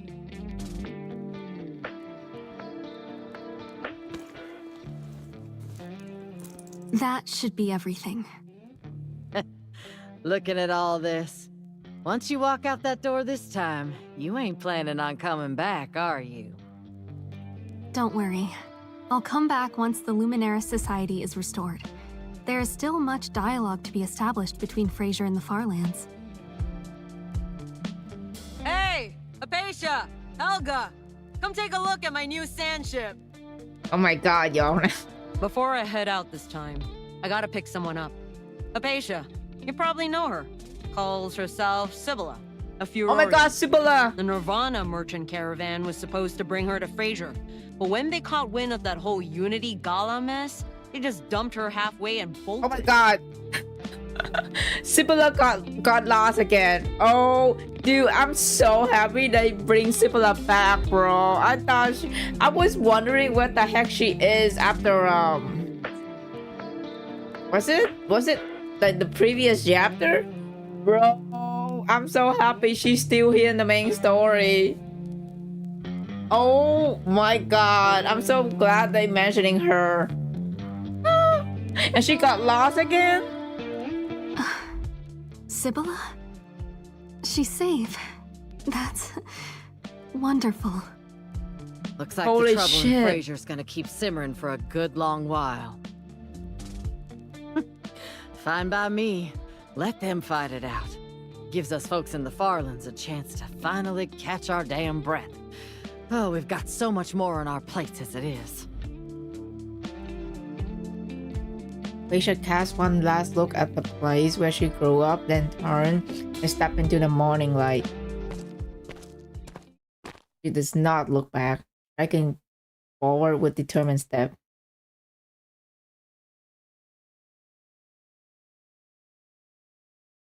There. Oh no, not this song. It's the PTSD from Hela. I love the song, but like it's giving the fucking PTSD what happened to Hela in the Black Ring, bro. Oh my god, dude, this is such a good chapter. Like I'm so happy they gave Hypatia like a character development because her previous event did not do her character like justice at all. I'm so glad. Dude, this whole chapter is freaking amazing. 10 out of 10.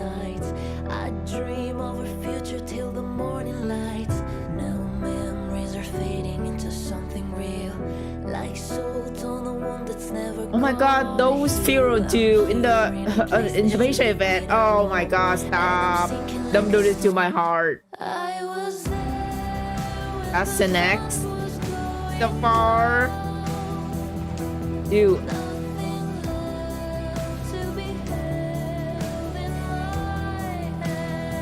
All of the alchemic beasts.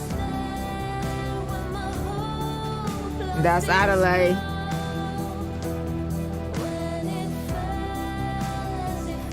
Oh man, dude. I can't wait when the new chapter release, cause I wonder where they're gonna go with the new art, you know what I mean?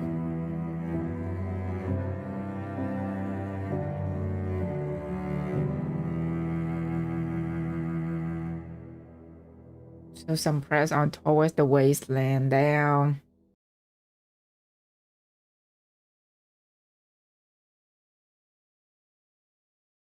Oh, it's not over. Oh shit, it's not over. In the distant future on peaceful day. It's not over, what? The city MBCC. Back with Chief.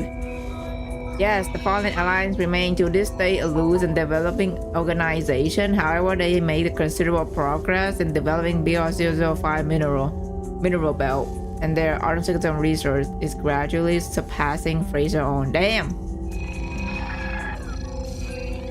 Having politically disentangled themselves from Fraser's influence and with Ambassador Margaret have been previously a solid diplomatic foundation, Paradiso had determined they are a worldwide partner for cooperation, specifically in jointly combating catastrophe and balancing hypercube production capacity.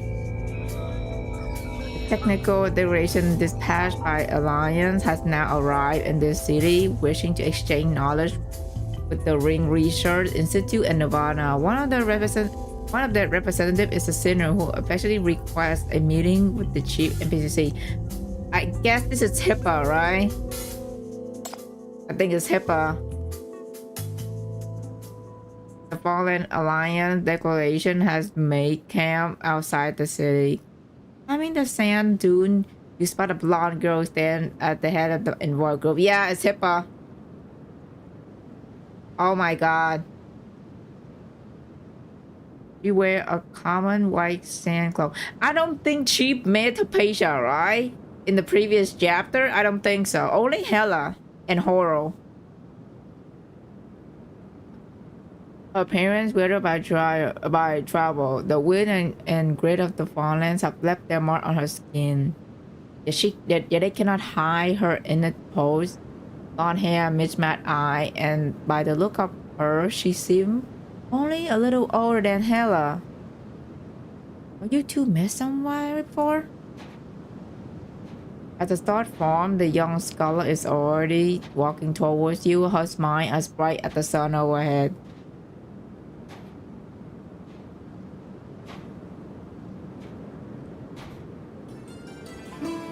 Oh my god. Look at our girl! With a smile, she extends one hand towards you. At last we meet, Chief. Ah. It's a pleasure. So did it? I am Hypatia, an Aurum Secretum researcher with the Farland Alliance. So yeah, Chief never met her until now. Oh my god. Holy shit. Oh, that's it. Oh my god. This is... Yep, we did it. We beat all of it. Holy shit.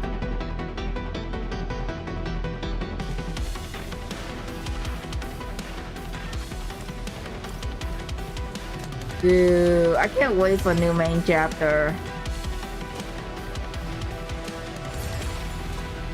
What's a Yeah, I'm so proud of Hypatia. Her character development is freaking like amazing. Okay, I'm gonna switch game, bro. I'm gonna switch to reverse 1999. Give me a second. There we go.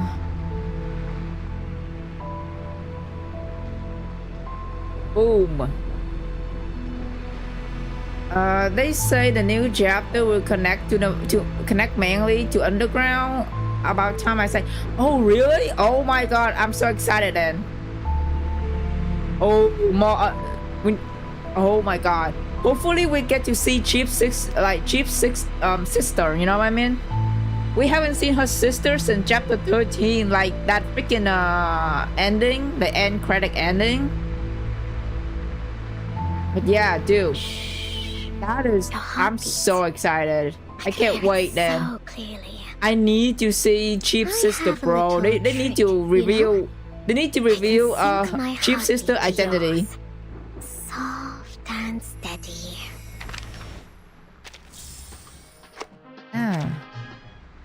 Okay.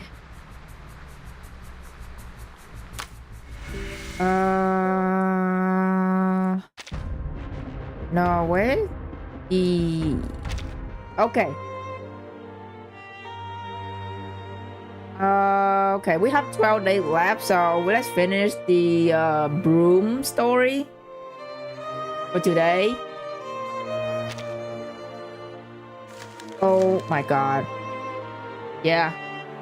Unfortunately, I cannot pull Brume. I lost all my fucking gems, so I only got Bearer for this event, so RIP. Okay. Anyway. We doing a Brume character story for today.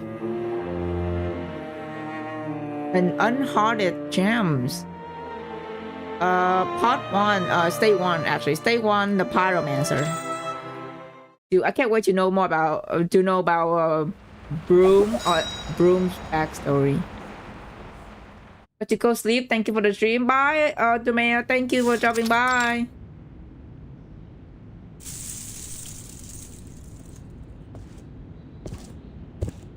Oh, hold on. I forgot to put the fucking hashtag of reverse. Give me a second.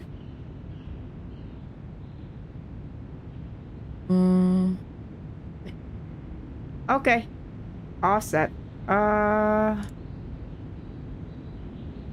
Okay.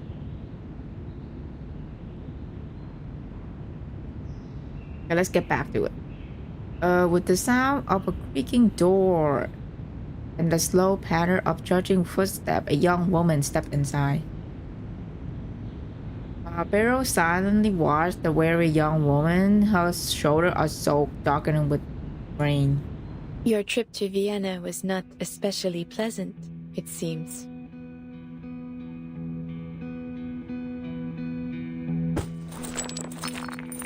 She doesn't answer. Instead, she pulls out a heavy pouch and empties it onto the table. Crystal and gemstones scattered out, wintering in the dim light. My mission is complete. Thanks for lending me your teleportation disc. It's worked perfectly. She placed the plain-looking disc on the edge of the table, handing it over along with the stone to the diviner.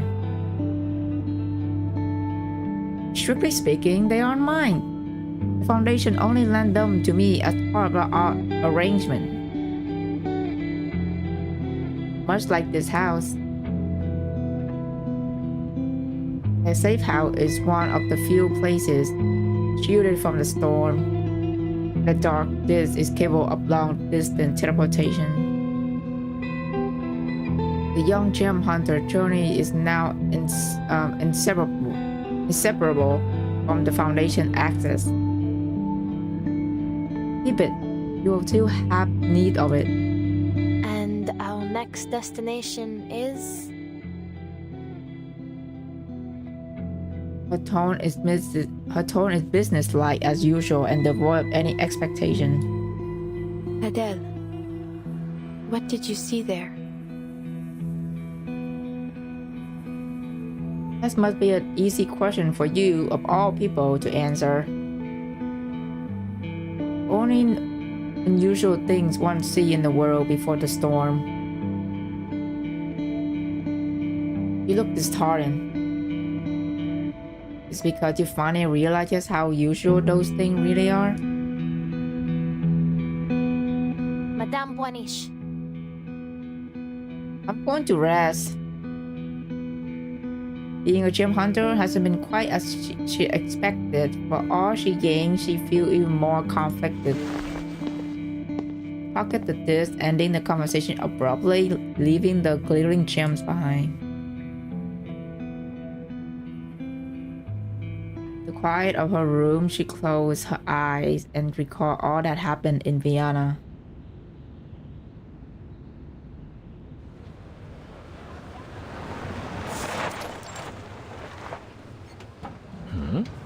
Is this your? Right.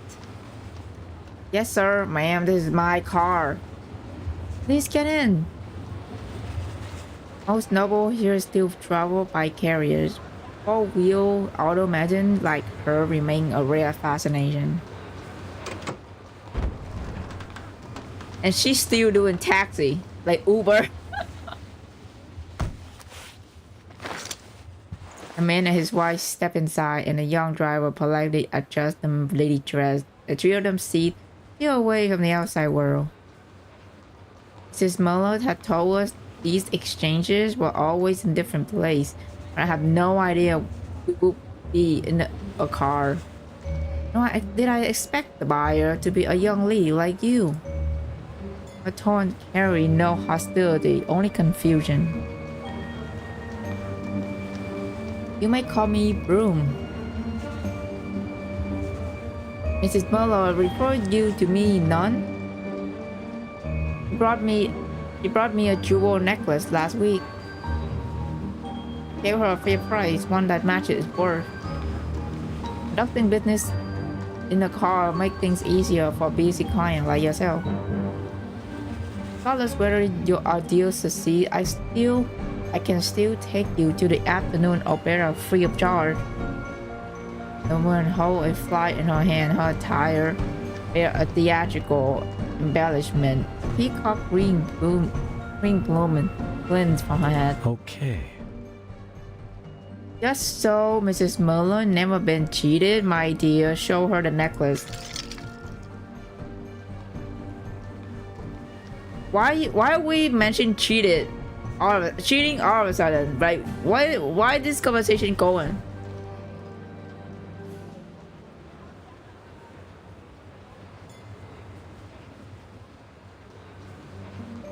The lady retrieved the necklace from her purse and carried it in her palm. That's... We bought this a few years ago in Paris. good. Emerald, not bad. She retrieved the pendant carefully and lifted it towards the light. The green reflected across her face, vivid and pure. She doesn't need her arcane skill to know the gem meets the standard. The small dragon poked its head out from behind her collar and crawled into position. Par le feu est purifié. Oh, a fire.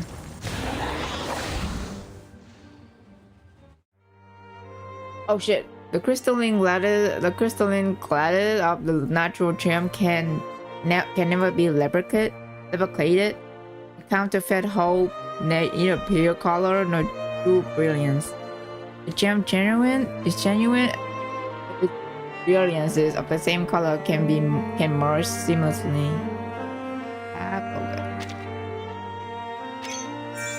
Oh, it's fucking like jewel, but jewel, you know what I mean? It's like fucking bejewel. It's still not enough. Okay. Helps the gem. It can consume energy. Got it. String orient in an area random. Wow. Dude, it's literally bejewel. Bro. Oh my god, it is bejeweled. This is crazy. Yeah, just like that, perfect brilliance are sure to be found in a genuine gemstone. Oh my god, it brings me back to those times where I play fucking bejeweled on my computer, like old Windows computer, bro. This is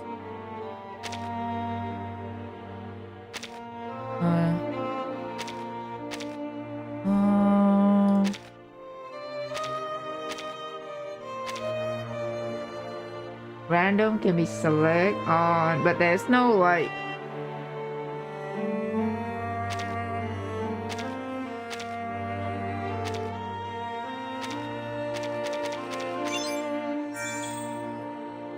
oh, never mind, I did it. I don't know how I did it, but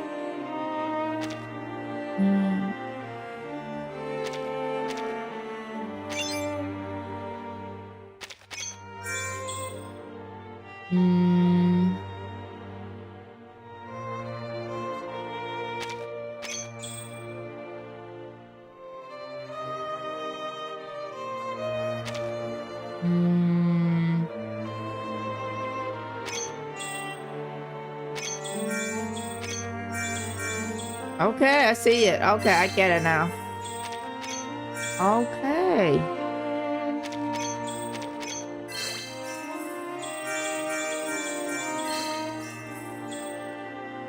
Dude, we're just playing mature now.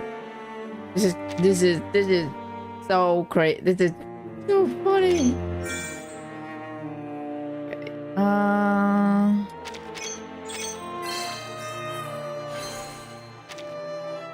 I did it.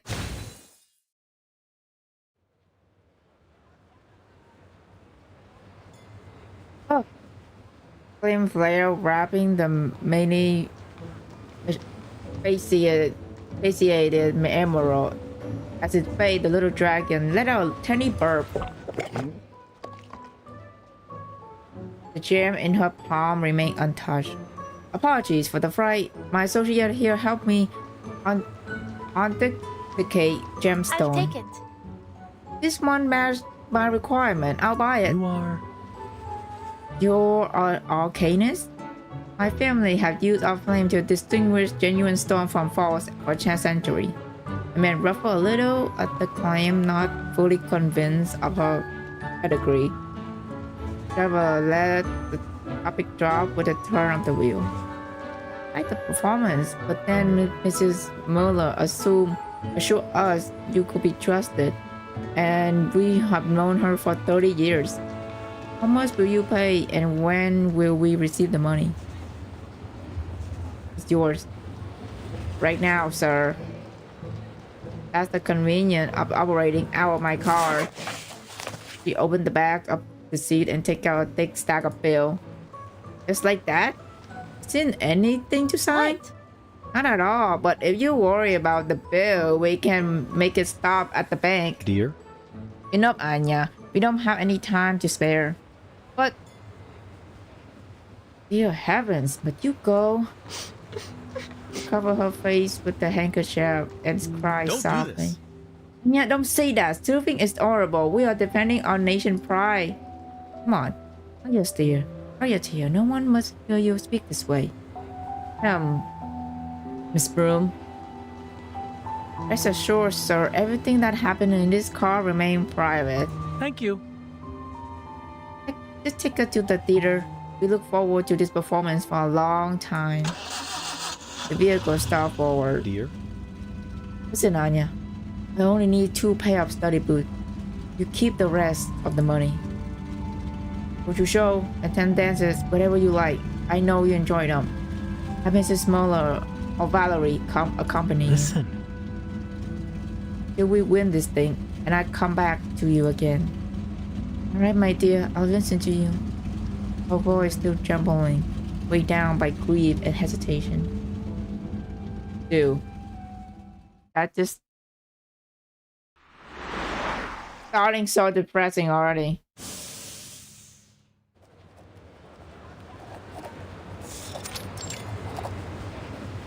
I met a couple. I met a married couple and brought an emerald from them. Of course, it wasn't my own money. I made sure the price was fair. The driver relaxed against the car door, writing softly and carefully on the postcard against as an yet unread book. There's no recipient, no signature, no address. She quietly dropped something down, then took it back inside the pages. Halfway through, a voice calls out, "Oh, it's really you. It is you. You're the gem hunter, right? The short-haired lady you have been driving around? Look, there's your dragon." The common little red creature on her shoulder puffed out its chest proudly. "Yeah, the mysterious gem hunter. You're the talk of the town. Hey! Show us the famous legendary magic, please, won't you?" The sun is high. The young men are grinning and plainly drunk. Famous? He said you can breathe on a stone and then fire appear. If the gem is real, it's come out even brighter than before. If it's fake, it's crumbled to dust like it was never even there. Of course. Well, fake aren't worth anything anyway. Rumor of a fabled gems hunter had already spread throughout Vienna. That's very much intentional. The flame of her arcane will draw anyone with gemstone to come and drain. Fame comes with a growing pride. There's a heat in her chest that's hard to suppress. You're right. Though I'm not reading any brand, that's beautiful job. Stroked the dragon on her shoulder. It fluttered its wings and cried. Can't really make a real gem more valuable, but I do pay what it's worth. And what if gem turned out to be fake? Don't charge for that. Appraisal is free. Good. You're a kind person. Someone who brought a fake gem has nothing left anyway. Look at this one. Please, I spent everything I had on it. It was supposed to be for an engagement ring, but things didn't work out. Hey! What? You mean you're just selling it? My friend.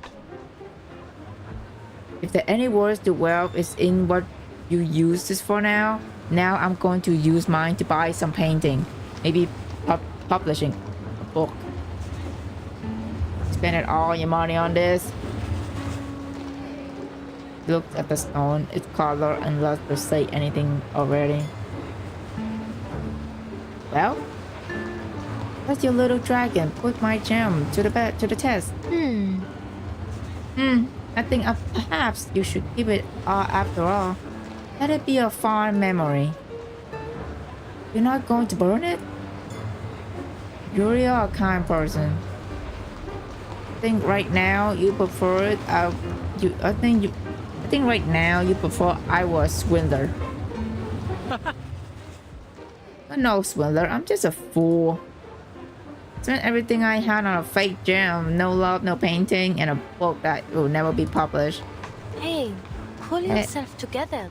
Damn, this man going like down spiral. I said, holy shit, this man's life just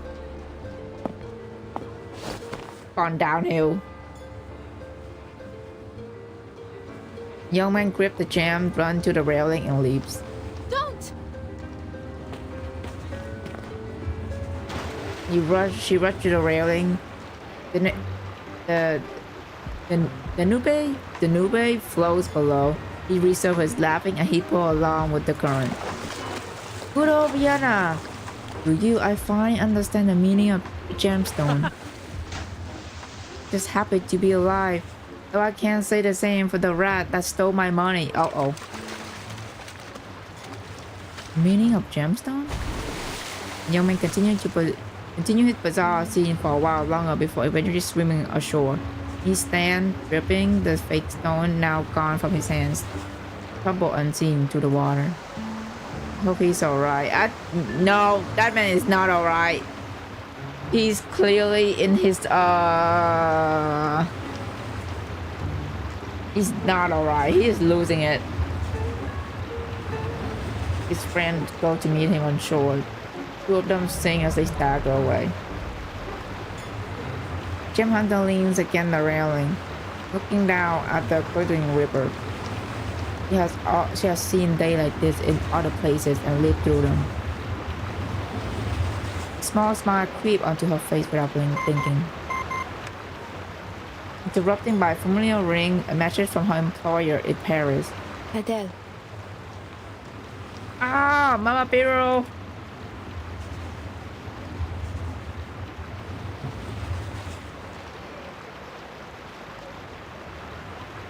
Adele, the storm is coming. Oh shit.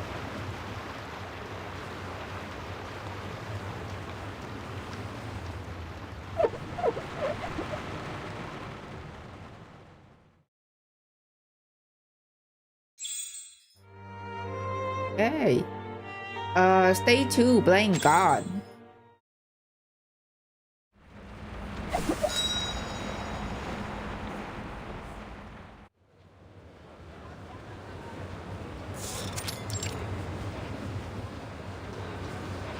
The city bristled with anticipation for a war that will never come.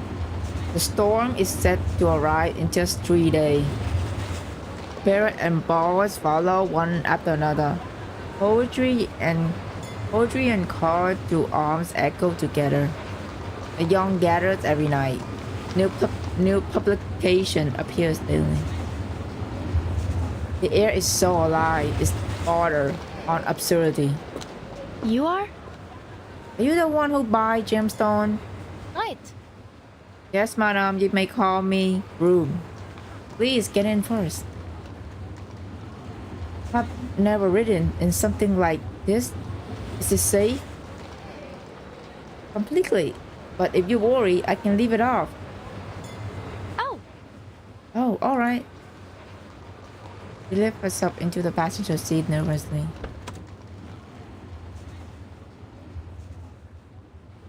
The driver's expression is hidden in the shadow, but the look on the passenger's face is more equal part awe and terror as the strange new marvel of technology. I heard that. Apparently, some famous writer is hosting a poetry reading at a cafe nearby. We break the silence, hoping a bit of local gossip will put the woman at ease. I'm sorry. Really? I'm sorry, I didn't know anything about that. I don't really care for poetry. Nor do I. It's just something I overheard from a few passengers this morning. They were already drinking at that point, though. I don't like the change of making it through a poetry reading. Maybe. More young people with nothing to worry about in life. Vienna seems to have more poets and writers than cobblestone. Don't come across begrudging, but there is odd helplessness to it. Right. painter, musician, or better performers. I have treated every sort of kind of them. Done business with them as well. I don't know if I will ever understand them, but they always treated me fairly. I think maybe they just satisfied with their lot in life. Satisfied? Miss Brume, I wonder how many people you see like me selling off their dearest possession just to survive. He carefully takes off a crumpled handkerchief and wrapped inside is a ring. It was just like them, so passionate. He used to write me poetry. So he put down his pen, pick up a rifle. Those hands aren't meant to dig in transit. Oh. Wait, is she talking about the man earlier that like, wait, no, that's not him, never mind. Oh, never mind, I'm mistaken. Never mind.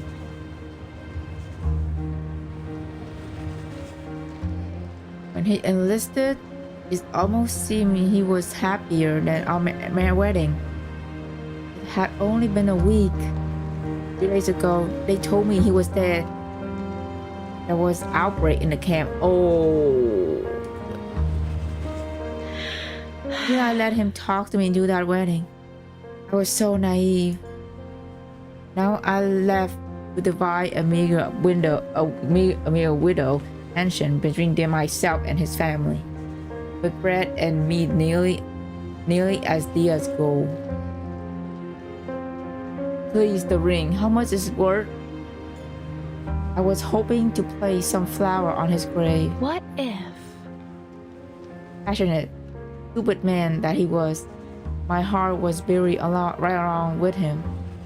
But if it's a choice between flower and food, never read poetry, miss, and never fall for a man that write it for you. Those sweet, dangerous words will make you forget reality until it's too late. Outside the window, another group of drunken revelers passed by, locked arm in arm. One bumped into the car and staggered away. People like that live as if there's no tomorrow. But I can't. I can't. That's why I came to see you. You wouldn't believe the happiness I left when I first saw this ring. The promises it held. Now. These gems meant nothing. They only a means to an end. Brume pondered the words, and not yet moving to take the ring, or even to speak. At last, she took a slow, deep breath, tightening her fingers around the steering wheel. If I told you there was a reason behind their odd behavior, would you believe me? The passion, excitement might not be their own. They simply reacted to something happening in this place.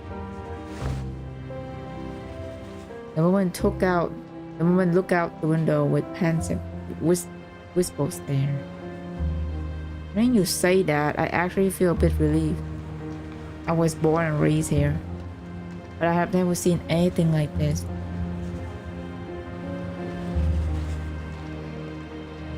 I started thinking that one day everyone else woke up and decided that life only existed as an excuse to write more poems. Or maybe there was some secret way to trade pretty words over food. Why? I would rather believe what you say. But then, why is this happening? There will be a storm. One that will change everything. Because the storm is coming. When it's arrived, nothing here will be the same. The square, the fountain, the opera house, the cafes. Everything familiar to you will be washed away. And so will we. Damn. This is getting depressing. Depressing, man. A brown net.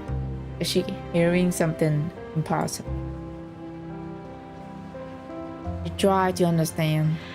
You mean the rain that will be that heavy? will wash all of us away? And the government should do something before it's come. No one can do anything. No one can stop the rain, madam. But I have a way to leave it before it arrives. If you want to leave, I could help you get away from here. The driver rests her hand on the wheel. Her expression grim, her voice dry. Leave Vienna?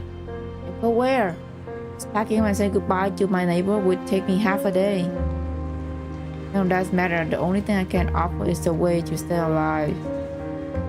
With the storm, there'll be nothing left of the city. Literally nothing. There's no need for farewells.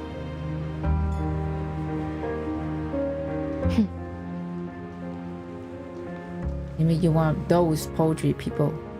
But I also feel like you're telling the truth. Ladies, this train can't last forever.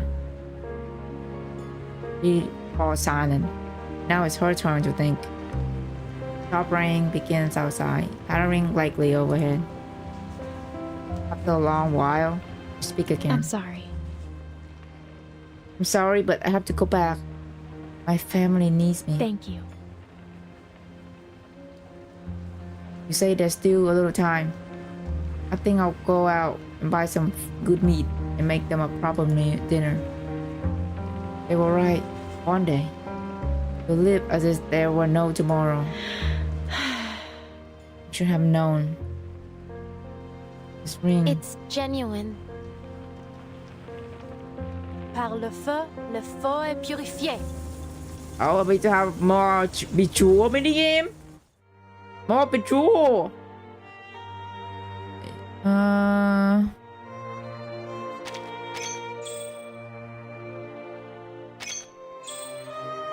Oh shit.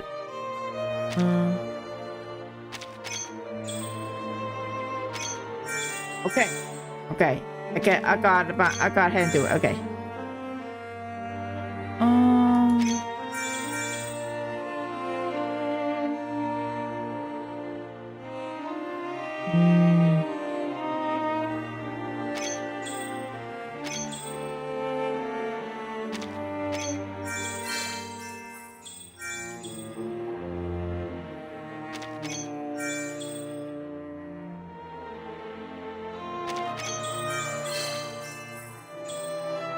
Okay.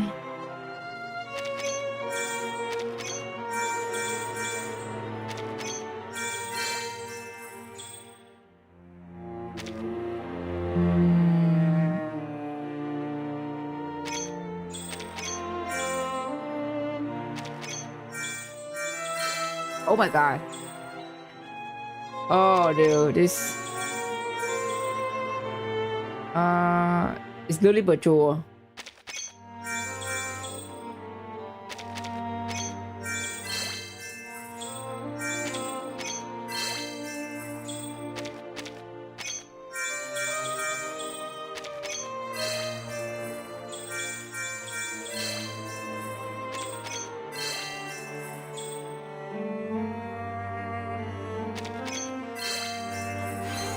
There we go.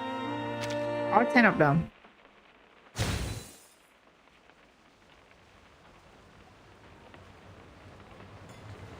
A small dragon flicked out a burst of flame, wrapping the red gemstone in the woman's palm.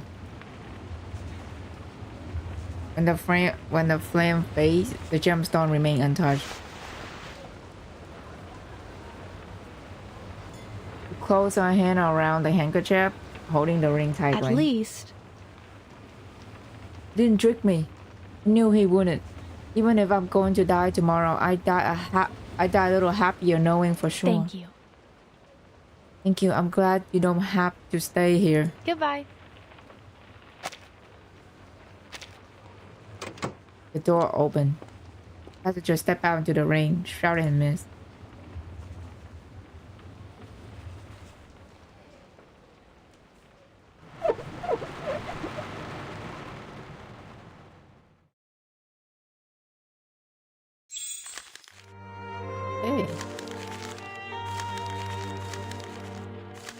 Okay, so we so it is 8 part. Okay, 3. Freedom, dignity, and peace. Peace mentioned. Margaret.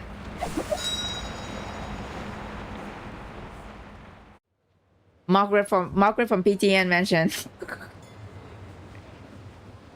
The call falls silent until a faint voice. Just what are you hoping to accomplish, Adele? Felician.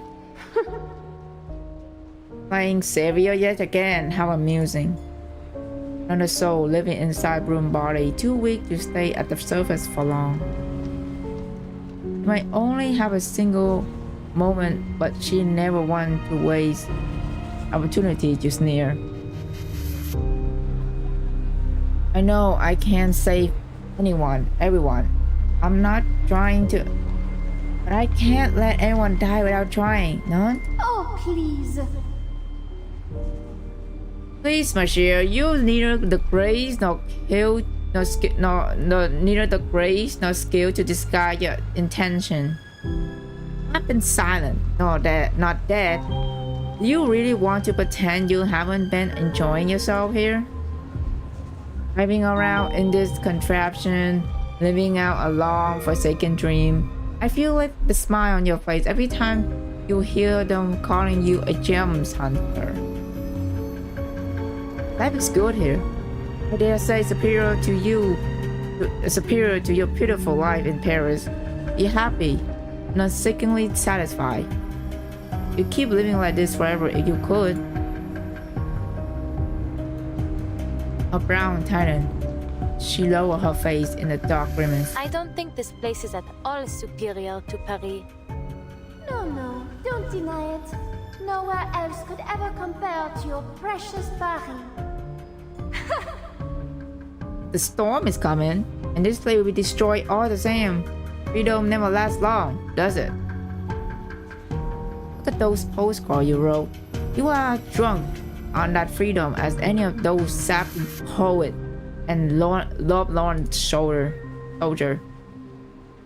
To soothe your conscience, you told caution to the wind for the sake of some stranger with sob story, just because you couldn't do the same in Paris.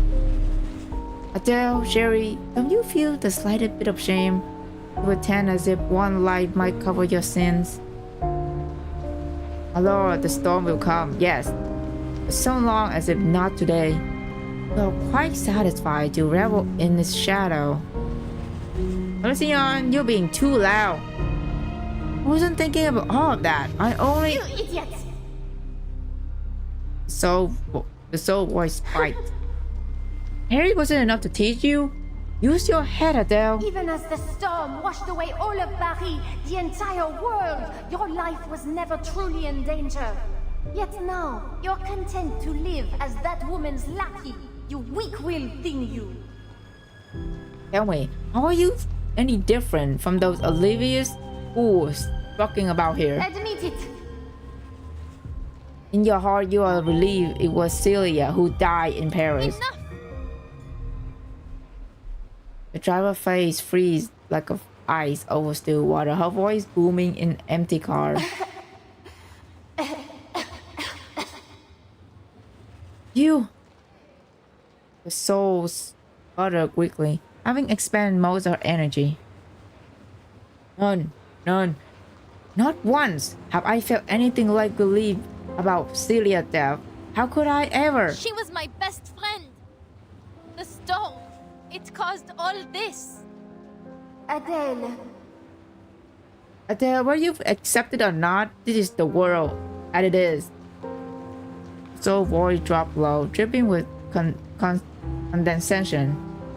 He used to look down on the petty aristocracy as they kneel and pay homage at barren banquet. Heck, I never imagined one day be kneeling, begging someone to let me live. You still cling to ideas of freedom, dignity, and peace in a world like this. That sort of idealism is worse than nonsense.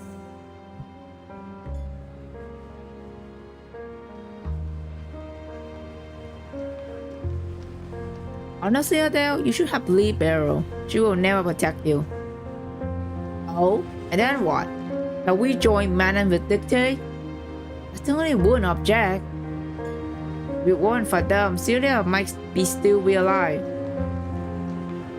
Everyone could be alive and everyone could be dead. The only thing that matters is that Madame Vindicte can control the storm. So what? It twisted the world into something unnatural, where only people like them can survive. I don't want a world with only one kind of person, one kind of madman. I would never want that. I've always hated driving in places like that. The ideal world is like a street with no sign, no rule, only chaos everywhere. I always hated driving in places like that. Felician, I have always let you speak your mind, but if you ever bring up this up again, even once, I will ask Madame Bouillon to remove you. Adele. You? She gasped until she finally spent all her energy and faded back into slumber. The argument ends without resolution. It doesn't feel like victory. The taste of the last breath hangs accurate and sharp on her tongue. Finally, she started the car and drive forward, cutting through the misty rain.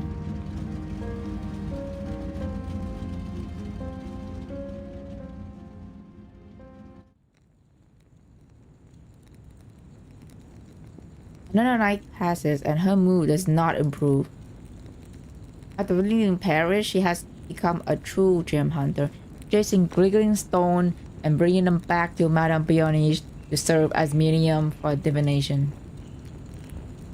Outside, the world is crossing another storm, but inside their shelter, the diviner has covered a table with crystal and gemstones.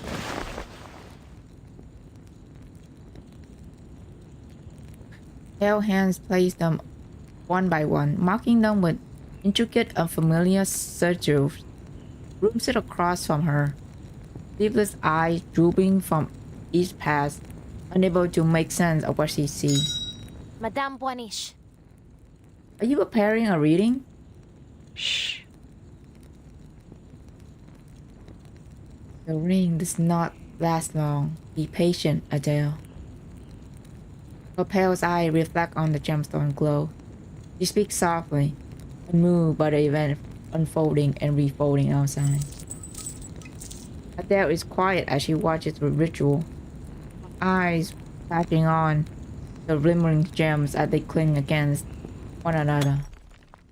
Just as the rain slow outside, the gemstone on the table shatter all at once, their luster gone.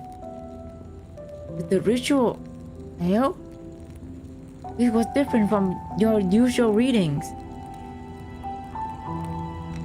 You noticed, yes, this wasn't really a reading at all. It's a different kind of ritual, though it still requires some gemstone as the medium. Madame Boiniche. These stones useless now?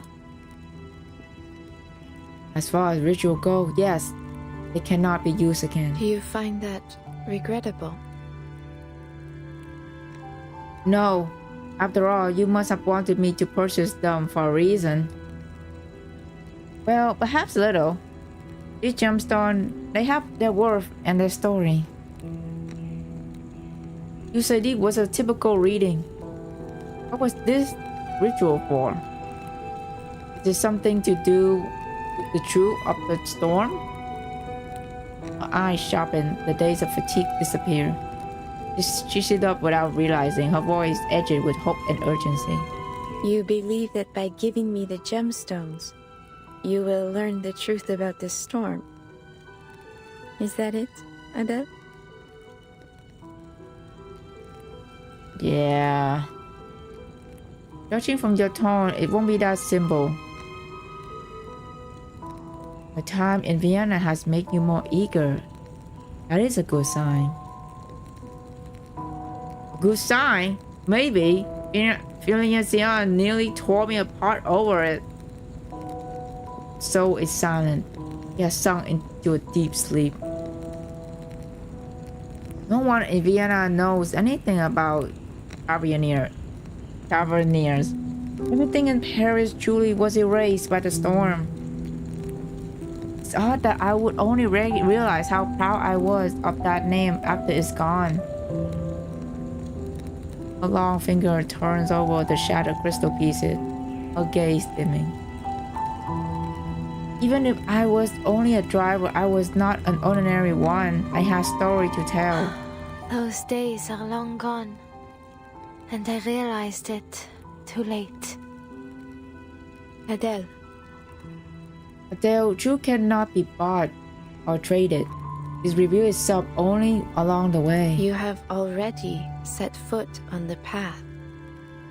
In chasing gems and the truth of the storm, you have faced failure after failure. Yet with each attempt, you draw ever closer.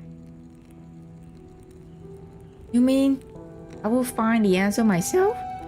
You saw this in the reading? The Diviner smile and is faint and distant, like snow melting into water and gone in a breath. Adele. Adele is something that requires no divination to see. You need gemstones.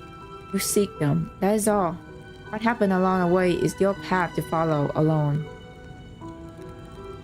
And seek them. It's still hard to believe me, a gemstone hunter, in a world ravaged by the storm. Her gaze hold on a glittering sliver that have scattered across the surface of the table. But I don't quite understand, but gemstones do not change. Perhaps that hold more meaning than trying to save people lost in the storm. You lift the shop and peers through it. Her vision suddenly recolored to match its hue. Damn.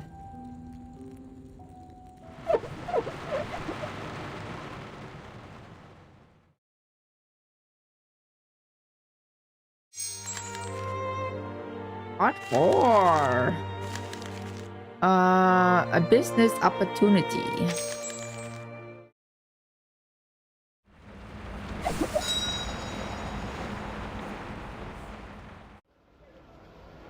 Oh, we're back in India.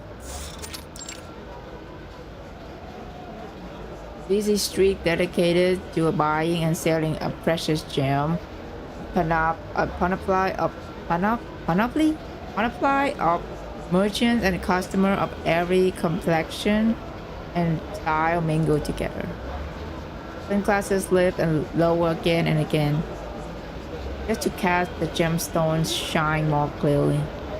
The sun leaves skin sticky with heat. The clarity is excellent. He placed the stone back into the tray, neither offering a price nor revealing any particular emotion. Will you be taking it then? This is the best ash of blood we had in some time. Shipped straight from the Pada mine. Here's the case. There's not much left there. Ask around. You see everyone is running low on stock. But the customer keep coming. Merci. Thank you, sir, but this is not what I'm looking for. Tell me what it is that you're looking for. I will ask around. Cashmere sapphire. Practicing glinting smile suddenly though. Don't suppose you just heard a rumor and rush over, eh? I'm afraid you leave empty-handed. Listen. Look at you. Green at grass. Take my advice, miss. Searching for sapphire like that here is useless. Not even most experienced hunter could find such a thing. You think me, an amateur, and none?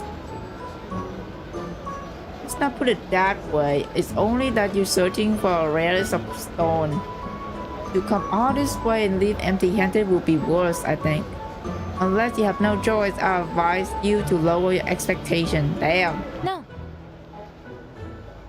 I don't intend to change my goal, sir. And go ask around, you must. The commotion cuts off their back and forth. Shoot, shoot. Stop bothering me. I'm not buying your stone. No. Mina, come over here. Don't pay him any mind. Dad, but tell him to go back where he came from. Oh, whoa! What is this fucking racism?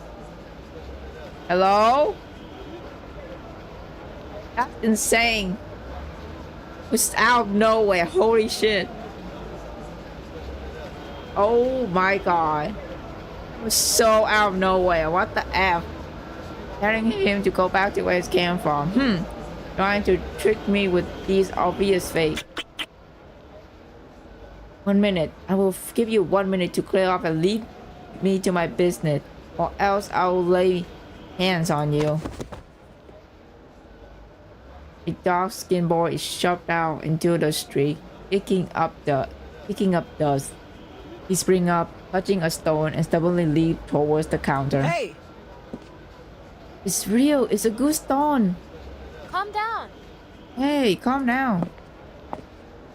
Gem hunter, having become well accustomed to settling this dispute, finds herself pulled unconsciously toward the situation, raising her hand to draw their attention. Those gathered turn to the self-appointed mediator. Seeing the fine crystal flash on the back of her hand, the gem merchant face softened toward the potential customer. What is it? What's going on? What made you think this stone is fake? Boys moved closer to her, feeling both protected and newly hopeful. Here is the case.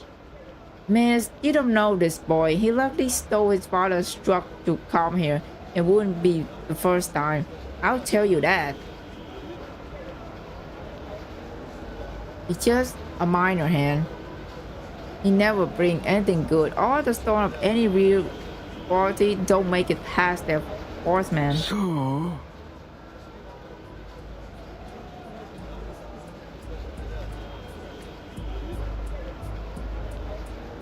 So whatever he's holding now is either fake or stolen. This kid thinks he can just do whatever he wants, the guts. This one I dug up myself. I promise it's good. Give me a break. I won't trade for some ruffian like you. If there's any justice in this world, then you get a proper hiding for taking that truck. Jesus Christ, this guy.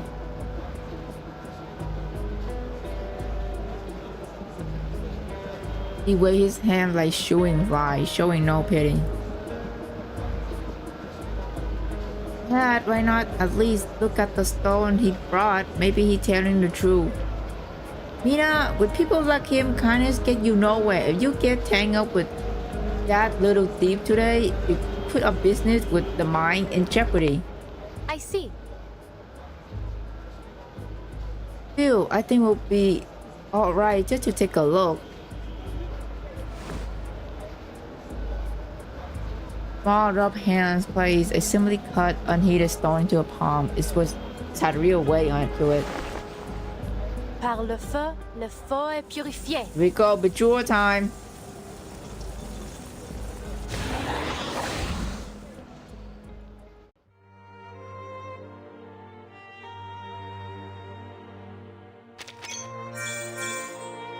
Oh shit, okay, I see.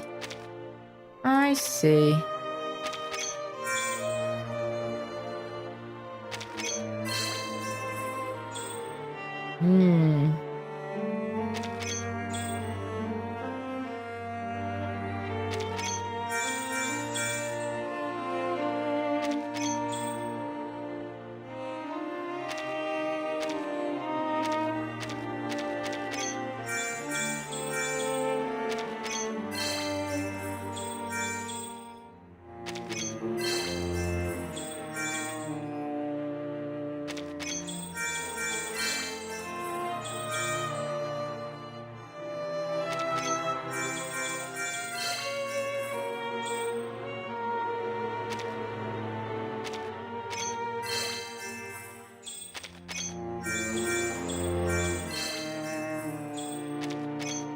Let's go.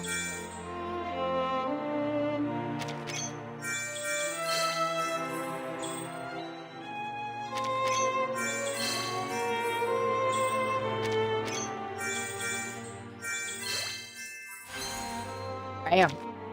Easy peasy. No word more needed. No more words needed. The red dragon on the shoulder lifts his head. Flame erupt, briefly flashing across his eye. The gem merchant watches the fire with burning eye. As that is real. No, it's not particularly high quality. Not clean. It's had a violet cast. You cut it yourself. You cut this yourself? See the lumps and notches? You are, but it's ruined. I'm not sure, Dad. You're using an arcane skill to appraise that stone just now? That's right. Have you heard of it before? He looks at the man with a sudden eager curiosity. The little dragon stretches its neck out as if to join her.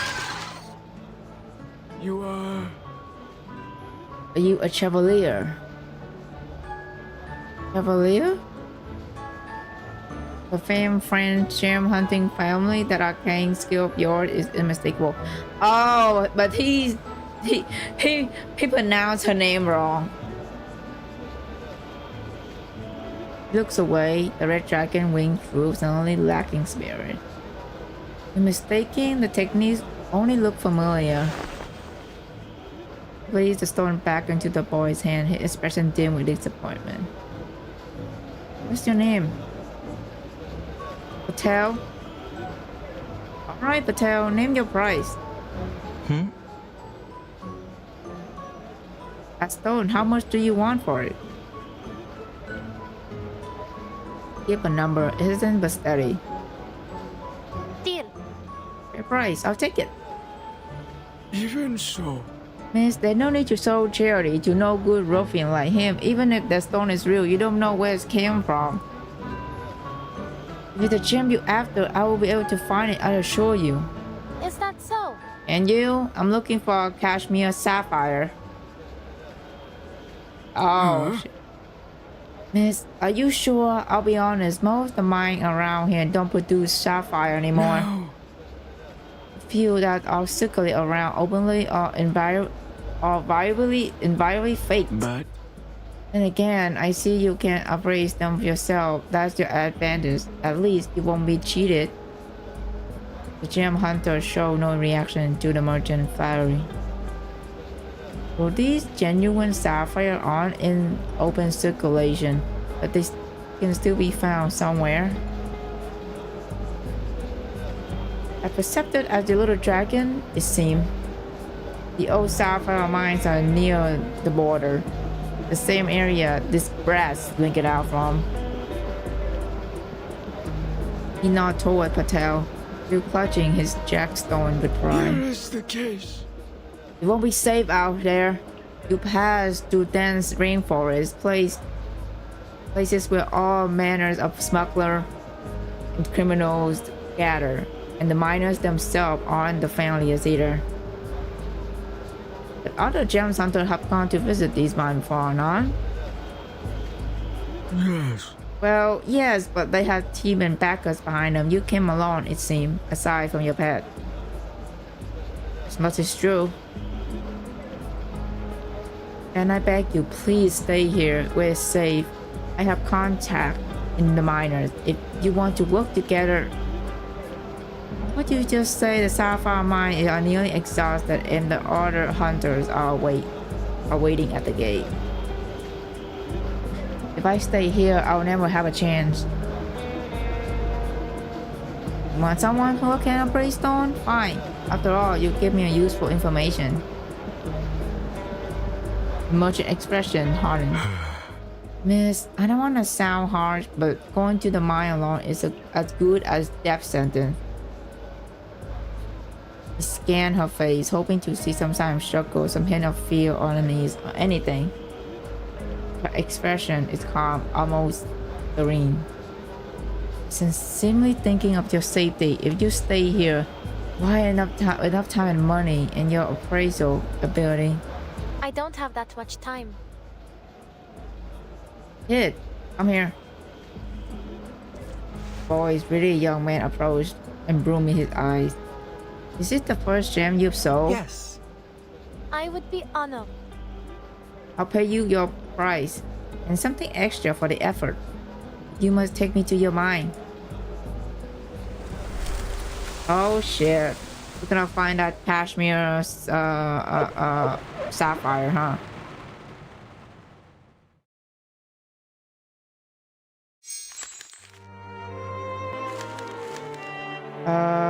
Stay fight against the insatiable? No, not insatiable, inevitable.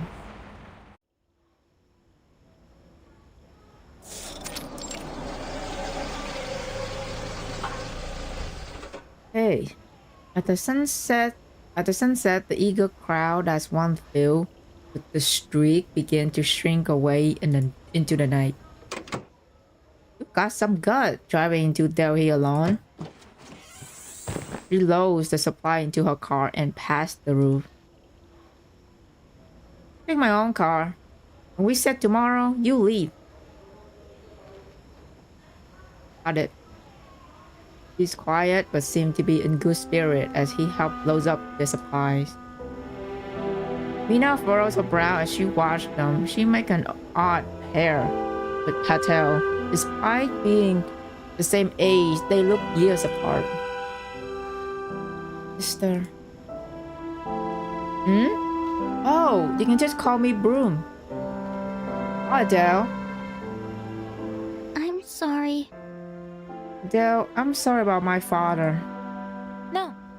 You don't need to apologize. He's a merchant. He's had his reason. But he wasn't like this before. It was just so long ago that he could go visit the mine himself. He's become so harsh lately.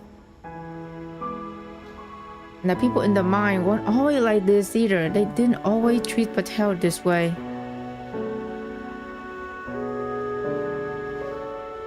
They both glanced toward Patel sitting in the truck bed. His arm and legs tell the story in the patchwork of bruises. It's dangerous. Adele, maybe you shouldn't go. The mines are really risky to visit now. Mining gems are always risky. They wouldn't be nearly so precious if it wasn't. Even so. But you might not even find one. Even if you do, you may not make it back. My father is right about that much. There's so many dangers to avoid. I don't want to avoid danger. I don't intend to give up just to play things safe. Damn. They're not standing on business, Adele. Mina fall quiet. You know nothing. She can't say will change this woman's mind. Hey, don't look so down. Maybe I really will come back with a sapphire. I hope so. What if? If this is what you have to do, then I wish you good luck. Thank you, Mina. Listen up.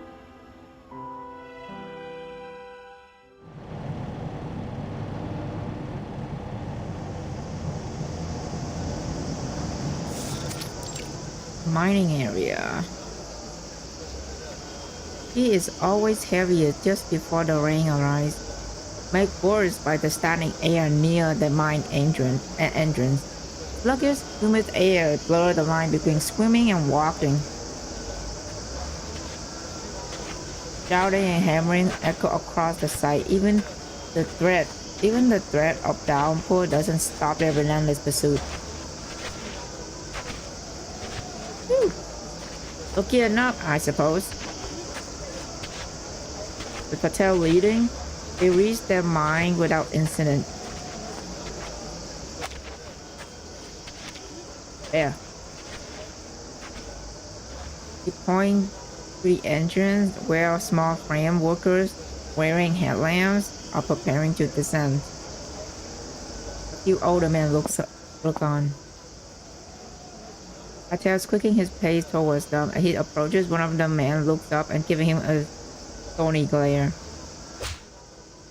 As Patel reaches him, he holds out a hand and strikes him across the face. Oh shit! Patel! Don't! Leave him alone! Too late, Patel stumbled from the blow. Brume catches him. Who are you? Oh, that's his dad. Friend of Patel.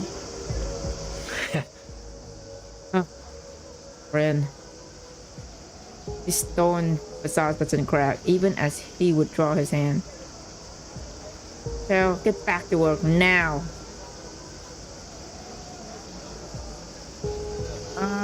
Hi, have you seen the 3-point tree chiller? Well, yes, I have, how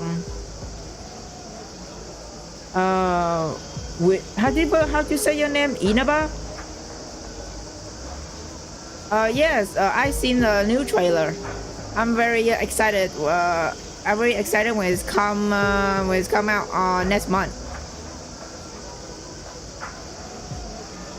Also, welcome to the stream. Hello. Patel goes to fetch a large sieve. His own face now matches his father's stiff and emotionless. You come with me? I have to go sip the mineral sand. Your friend will only be too happy to help.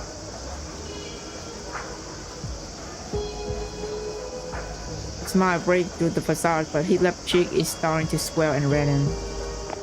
You poor kid.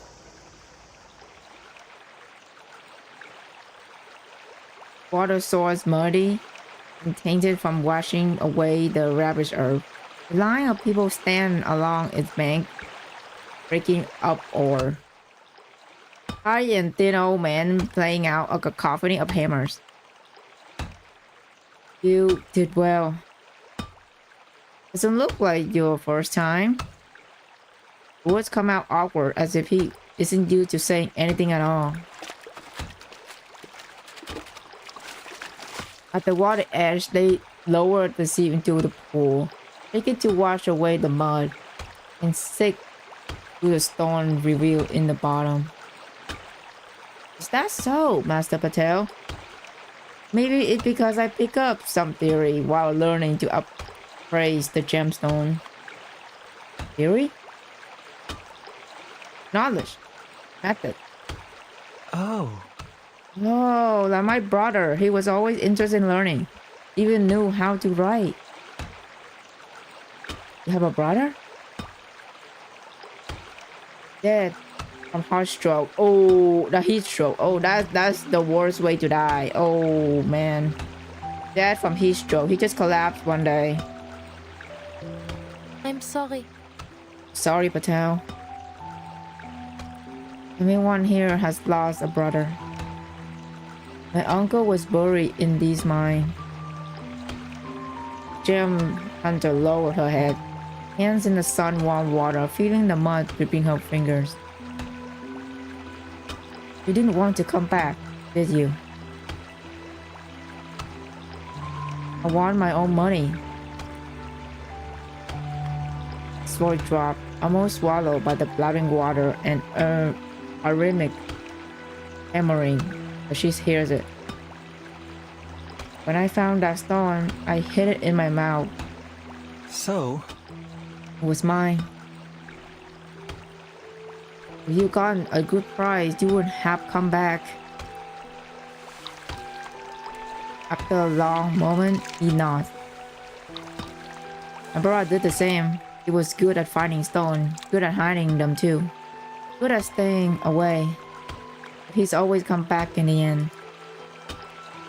The last of the mud washes away, leaving only a few stones behind. Bless. He flicks them into the water.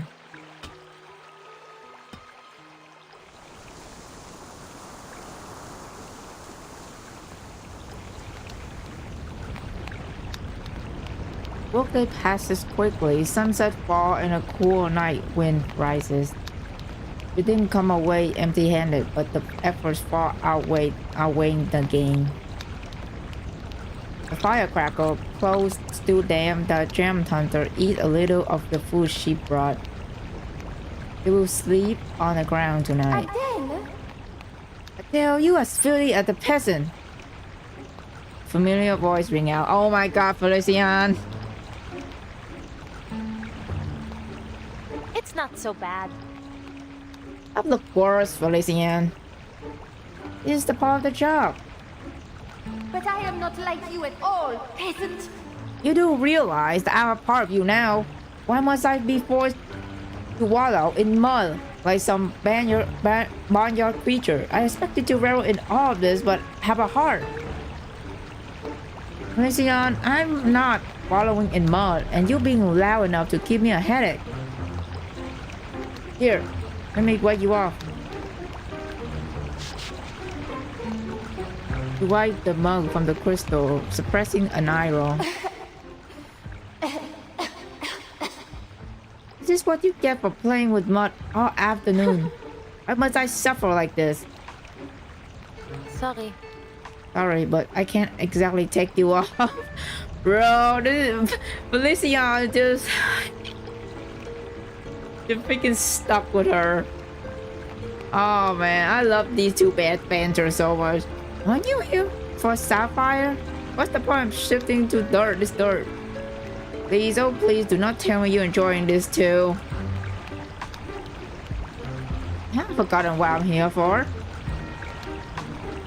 Hell will bring word. If the Sapphire turns up, I'll be the first one here to negotiate. But you pretending to befriend the boy to exploit his skill. Adele, I'm impressed. Perhaps I'm beginning to have some influence on you. Oh God. If misunderstanding my intention make you feel better, then go ahead, Felician. After all, being trapped inside the crystal seems rather miserable. Please, you just like everyone else, Adele, always refusing to admit your own selfishness. She snickered darkly. I'm not as selfish as you make me out to be. I have a goal. I'll get the sapphire. Gabriel Chorus Burrell, we always find our treasure. You speak softly, I lifted to the deep blue night.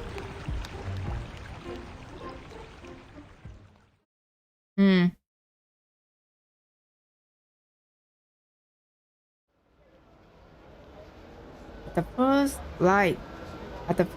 first light, the mine awakened within a day. A rope hose feeds water into the mine shaft to ease the pressure inside. Patel strapped on his tent lamp ready to descend. Do be careful. If anything goes wrong, shake your light. I'll pull you up. His body slipped into the water. He nodded once and swam deeper. His light stem.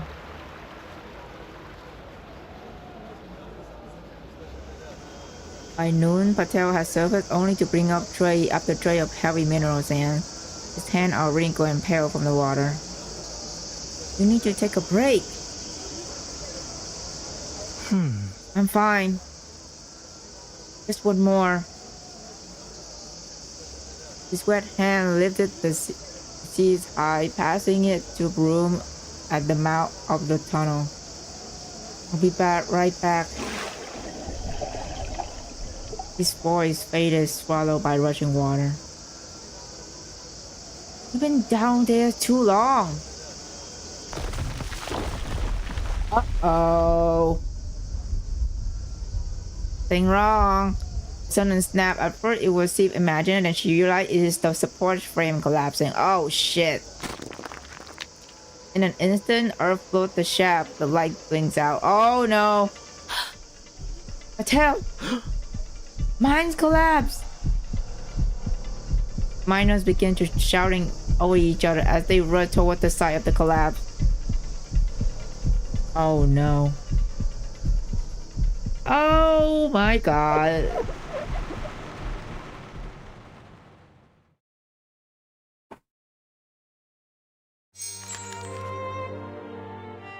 Hey. Day 6, the curse breaker.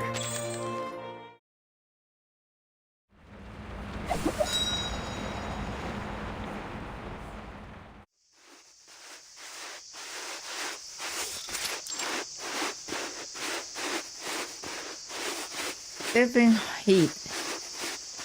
heat. They dig, bend over the earth with every minute. Hope evaporate. Tell, Patel! But no one answered. His father is the first to stop digging. He stared at the mouth of Earth, empty-eyed. Keep digging! We must help him! He's dead. There's no way he's dead, right? There wasn't anything worthwhile down there. He shouldn't have gone in. It was a waste of effort. His voice flat. His eyes are red but hollow. Please tell me he's not really dead. We live and die searching for those gemstones, the only thing that ever been worth it, that ever mattered.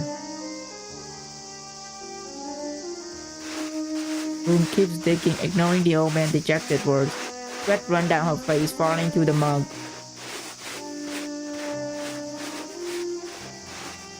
Near dusk, she finally unearthed him, but the crust of stone and dirt had already suffocated him. Oh no! Patel. Boy's face gray, eye closed, his skin cold even in the jungle heat. Oh man!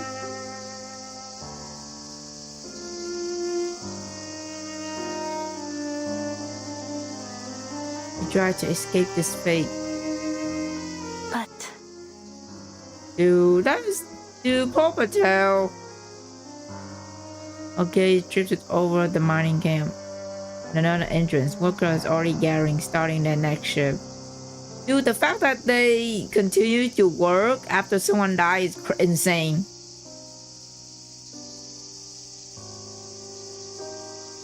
Like there's no time. Literally, like there's no time to grieve. They continue to like working. A lonely figure sits in the dust beside Patel's still body, mumbling to herself. Only the gemstones matter.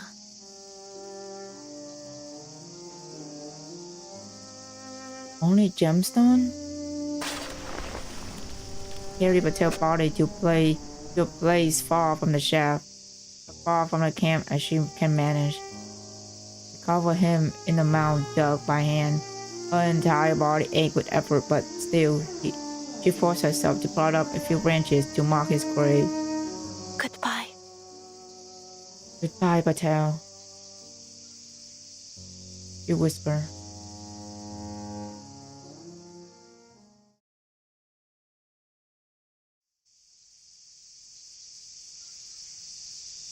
Few day breaks at the mine, none of the gathered workers seemed concerned or even affected by the recent loss. You still here? His voice is rough, as if tired of her very presence. If you're going to stand there judging us, why stay? Did you want me to cry for him? This isn't the first of us to die. He won't be the last. It's traitors like you that make this place the hellhole it is. Patel Gray over there. She doesn't answer his accusation, only lift the hand and point. If you want, you could give him a better marker, something more.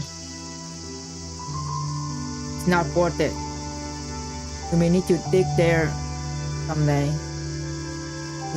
He gave shift from the makeshift grave back towards the active shaft, where a thick hose poured water inside. You're short on miners. On you. Now that Patel is gone. You? I need to find the gemstone. I'm staying to find my gemstone. That's why I'm here.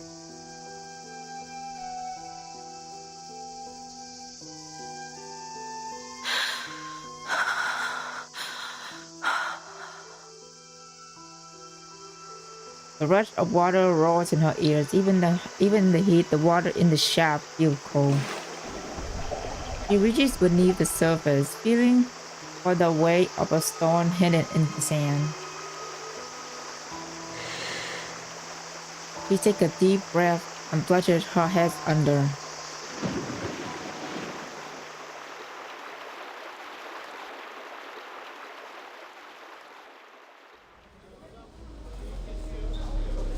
Oh.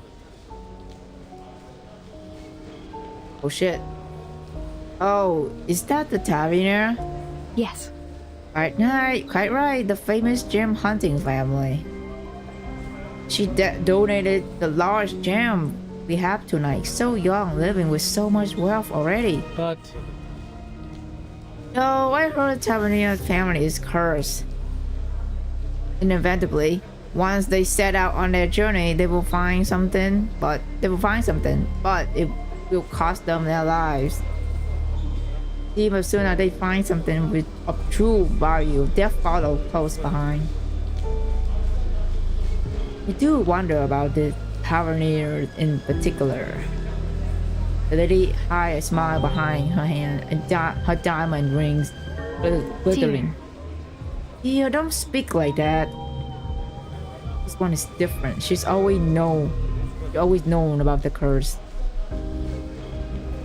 Most of her family went to their doom knowing it was coming. She known her fate from the beginning. Adele! Adele Tavernier! Spotlight illuminate the gem display on stage. Donated by Miss Adele Tavernier of thanks for her contribution to charity. A gem hunter, a knight, a true adventurer. She feared nothing, cutting through uncertainty and hardship, all to chase the gleam of light. She knew her destiny and still make a choice to follow it. Yes. Every Tavernier is born with that thirst for adventure, to do or to die, and usually both. And she set out, Adele meant to greet death and strike it down. It really is like a questing knight. Adele! Adele! But she has succeeded where many before had failed. Perhaps the curse is no more. It seemed to me that nothing in this world could defeat her now. Her name will live on forever. Adele! Adele! Please, welcome! Adele Tavernier.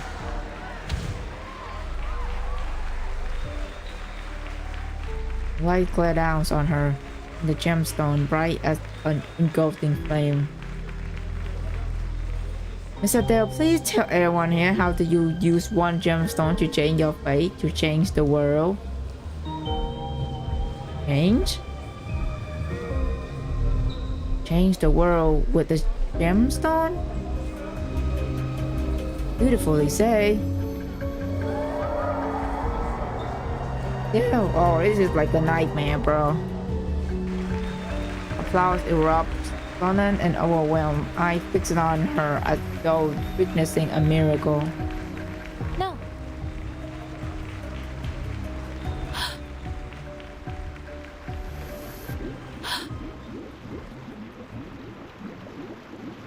Underwater, her eyes snap open. In the dark, something glimmers.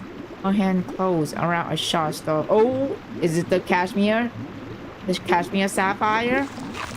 The little dragon glinting frantically to her arm is shocked as a large stone is shoved forcibly into his mouth. It trail, joke, and retreat frantically beneath her clothes.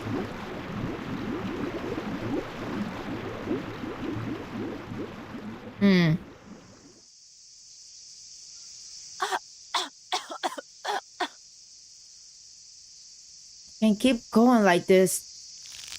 The rope tied to her waist began to haul her up. The gem hunter emerged, dripping, empty-handed.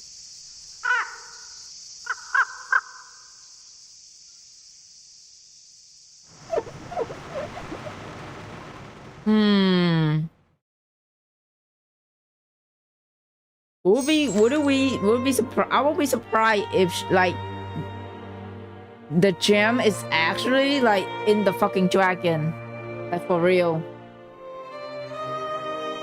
Okay, 7. We want more part to go. Stage 7. Why gemstone matter?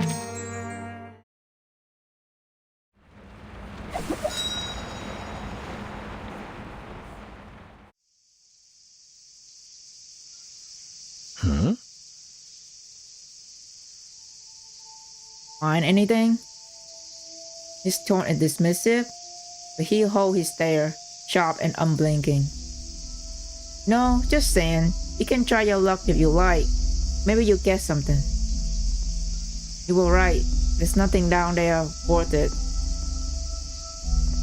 Double pair of eyes watch her, scanning her for clues. Their eye glint on something feverish.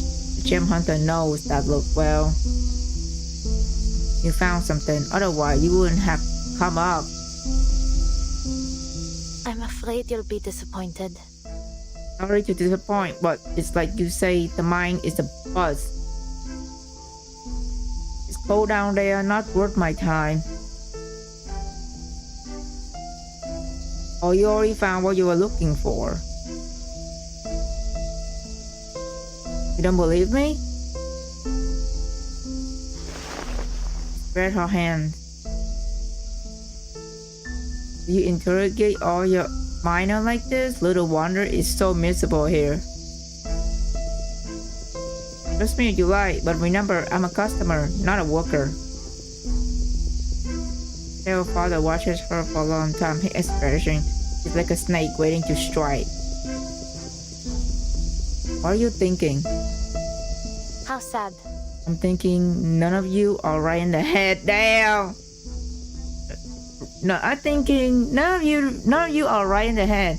And it's a shame that I have to be the one to tell you. Oh my god, Adele. Holy shit. Adele died doing this work, and you barely even tried to save him. He wasn't worth enough to you. We had all dug together. We might have saved him. You all just went back to your work. You're back to work, even though there's nothing left to find. Sorry. I'm sorry. I say too much. I don't really understand how things are here. Maybe it's pointless to try. I'm tired. I'm tired and I just want to go. Say nothing and he walked towards her car. We're going to let her just walk away? She got something. You must have found a sapphire. Oh shit. The accusation hit like a detonator, sending off every frayed nerve around her. Oh shit, I gotta fucking chase her for a fucking sapphire? The gem hunter is only a few steps from a car. She throws forward and dive inside. Shoot. Damn it, get her! Come back! He's already screaming for his gun. The engines roar, his eye go bloodshot as the car kicks up sand. Oh shit! Oh my god. Burst of dust rises, blotting out the sky. Bang. The trigger is pulled. The gunshot cracks to the air. Bro, he about to shoot a holy shit. He's shooting her. Oh no. Don't tell me he's shooting the car.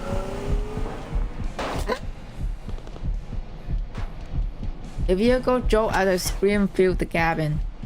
Adele, what? Do it. I think I just got shot in the arm. Uh-oh. Imbecile, you want to embrace the family curse and chase your own death. Sorry. Sorry, Valesian, not now. We are being hunted. Gunfire tears through the air, skipping against the earthen roll. What's the purpose of all of this? If you die, everything's in. Those miners have lost all reason. They will have killed me over that gem, whether I paid for it or not. I bet they were always greedy. But now, with the storm so near, we don't know what they're capable of. Good thing they spend so much time dodging traffic in Paris, not? Though I would never guess I would use those skills to dodge bullets. Well, bro. Maybe I have. She laughed. It's come out half manic. She can't feel the blood trickling down her arm. Girl, you are hurt. Again. Ugh. If you want to get yourself killed, you could have good manners to at least not to take me with you. What's wrong, Felician? You more or less already died once. Perhaps my family curse will at last find me today. The jerk with the wheel pulling the car around the sharp line curve, the gunfire at the last fade behind him. Not now. My heart is racing. I won't let it stop. Yes, girl, don't give up. Holy shit. You imagine, imagine what they're gonna do to her if Adele have multiple fucking sapphire. Oh my god, that's crazy. Literally fucking just to shoot her down over a sapphire. It's insane. But I'm glad she made it out alive. Oh man. Let's hope I don't end up with just one arm. She peeled the water and washed the dry blood away. A short time later, she crouched while heating her knife in her campfire. She bite down on a roll-up cloud, close her eye, and dig out the bullet. Oof! I wonder if my great-grandfather did this too. Mama used to say whenever I thought of this story, his story is always worse. But then at least Napoleon remembered his name. She bite down on bandage and ties it off. Are you proud of yourself now, Adele? Gem hunters go quiet. I just didn't think it would feel like this. So, this is what an adventure feels like, huh? Unfortunately. Not this, or a single stone. Pretty though it may be. Little dragon climbed onto her shoulder, avoiding the wound. It opened its mouth and spit out a rough-looking stone, painting with exhaustion. A raw, uncut crystal. The gem hunter lifted toward the light. Only the gemstones matter. But the storm has changed what that means. My ancestor, my great-grandfather, my parent. In this world, that story no longer applies. Why should we be bothered chasing these things anymore? No one will remember it. Our name will be forgotten or changed. Or perhaps feeling lost is also part of our fates. She murmured, out softening her voice.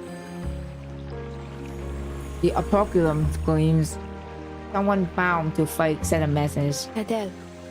Ah! Mama Biro! The storm is coming. We know. We have like what, a few hours left, I believe. Oh my god.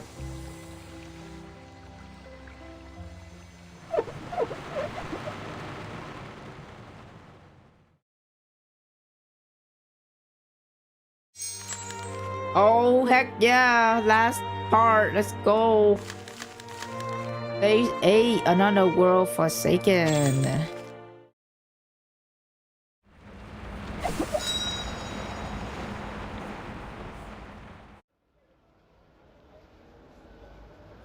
Are you serious? Come here, let me rewrap that wound. Gosh, what happened to you?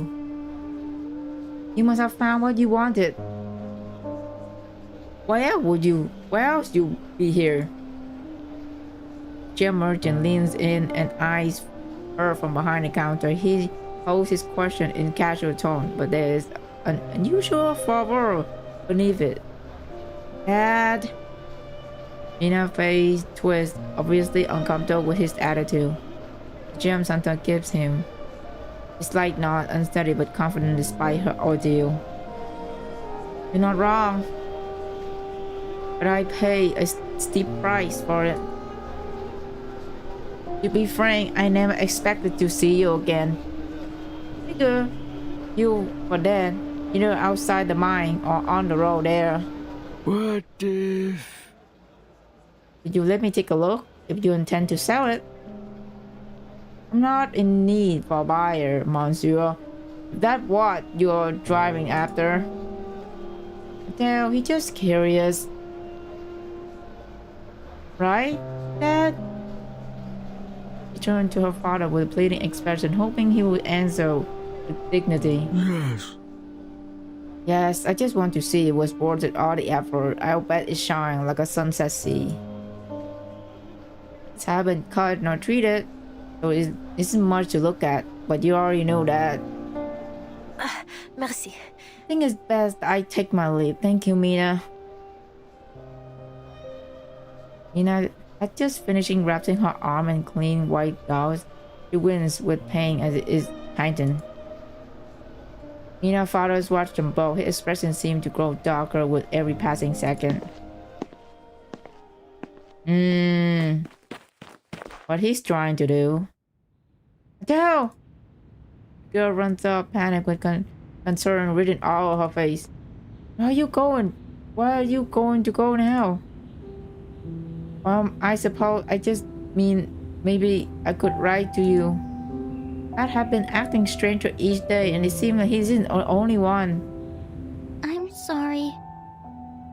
I just hope that maybe we could just stay friends. We could stay friends. We could keep talking about gemstone. Or where are you like, really? She stopped behind her, a hint of hope in her voice. Mina just extended her hand. A gemstone rests quietly in her palm. This is Patel. He wanted you to have it. He said thank you for speaking up for him that day. Both recalled the day he came to the market before Brume proved the stone with her. Claimed only Mina trusted him. Mina accepted the stone with dawning concern and confusion written on her face. Dude, this is so sad. I don't understand. Did he sell the gem to you? Is he alright? No, he's not. He's someone else, Mina. I'm sorry. He's changed his mind. He escaped his old life for good. That's all that matters. Do you want to see what I found? Hey! Of course. You let the unanswered question slide with a nod. Oh dear. Wow. That's... This is the true cashmere sapphire. Its luster is amazing, even unheated. Entranced by its glow, the girl reached out and touched it. Snapped back to herself, quickly pulling her hand away. What will you do with it? Sell it for fortune? Make it into a one-of-a-kind ring? Gem Hunter shake her head. No. Nope, it's another purpose. It's time I head off now. Sorry, I have to leave. This is a second farewell. Sorry. Mina, I may not be able to write to you. Oh. He doesn't ask why. Adele pale face lifted into a smile. But try as she might, she can't make her smile look happy. I wish I could say more, but just know that anything happening here will end soon. Sooner or later. Goodbye. Oh man, this is so depressing. Reverse 1989 with their freaking depressing story, bro. Cloud gathered overhead. The heavy air is thick with moisture. The girls stand alone as the rain is about to fall. Storm is coming. Right. My god, dude, this is so sad. Another diverse storm. Another quiet ritual. Crack. The finer the stone, the finer the gemstone, the clearer the sound when it's break. The woman before her is silent like a sculpture. She never shows frustration at the ritual result. No confusion, just solemn blankness. The gemstone shattered.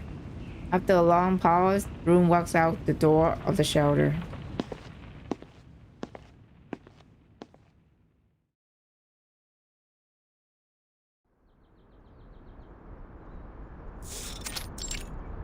Paris. Another storm, another disaster forgotten, but the riverbank air is damp and fresh. Adele. Adele, admit it, you will play. You have been predicting the storm using intelligence from management dictate. Hi, Coco. Hello. Beryl will never tell you the truth about the storm. She's never truly cared. Not about you, not about the storm, not about the world itself. The gemstone you worked so hard to find, she shattered it and tossed to you the pieces. She pulls a handful of glittering fragments from her pocket and looked out over the river. One of the silver though is sizable enough of its own. In the light of day, but as it revealed itself in a lustrous cornflower blue. Adele, do you want to keep it? Even after the failed ritual, its shattered core seemed to radiate with light. It had no more use for me, but it could serve as a memory of your long journey. What do you mean? The gem hunter lowered her head, gazing at the fragmented stone. And her finger closed around it, gathering it remain into her palm. Yeah, I know. Dude, this art of her. Beautiful. Beautiful, Adele. Madame Boaniche. Madame Boaniche will not tell me the truth about the storm. She stand at the riverbank and took her hand toward the flowing water. People I met in Vienna, I was like them once, looking forward to a bright future. This whole, I love how this whole entire like story, it's just finding gem and shit, but like in the it's just also like the fucking depressing. Like people dying. Typical reverse, man.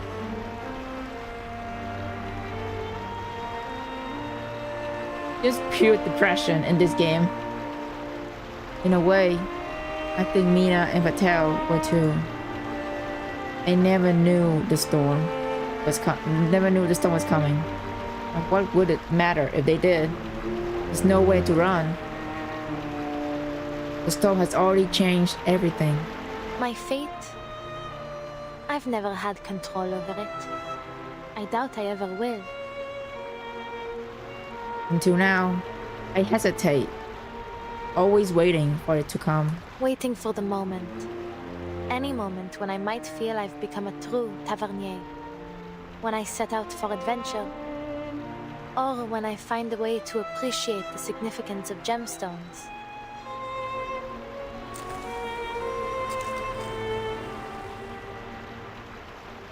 Blue fragments tumble through the air, scattering lights before they fall into the river.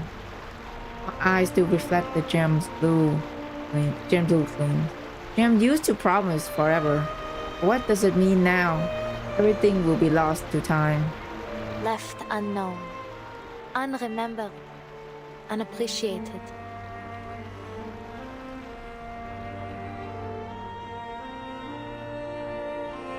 Adele. Then you've begun to understand, Adele, Sherry. This world has never mattered. You once chased what was ordinary, and now the extraordinary.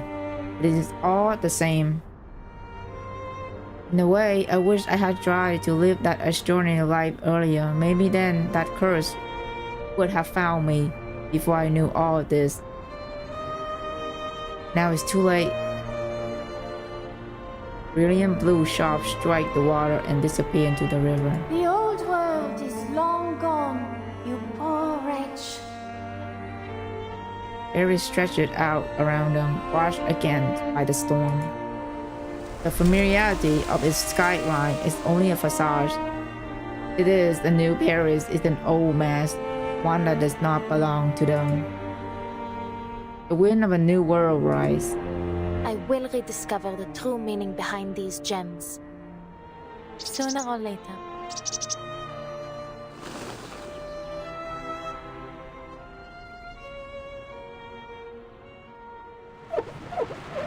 And that's the end of Adele character story, you guys. Oh man, we did it, and we unlocked the achievement. Bro. We finally finished everything in this event. I can't wait for Patch 3.3, the main story, man. The new chapter for the main story, dude. I'm so excited. Yeah, that's it for today's stream, folks.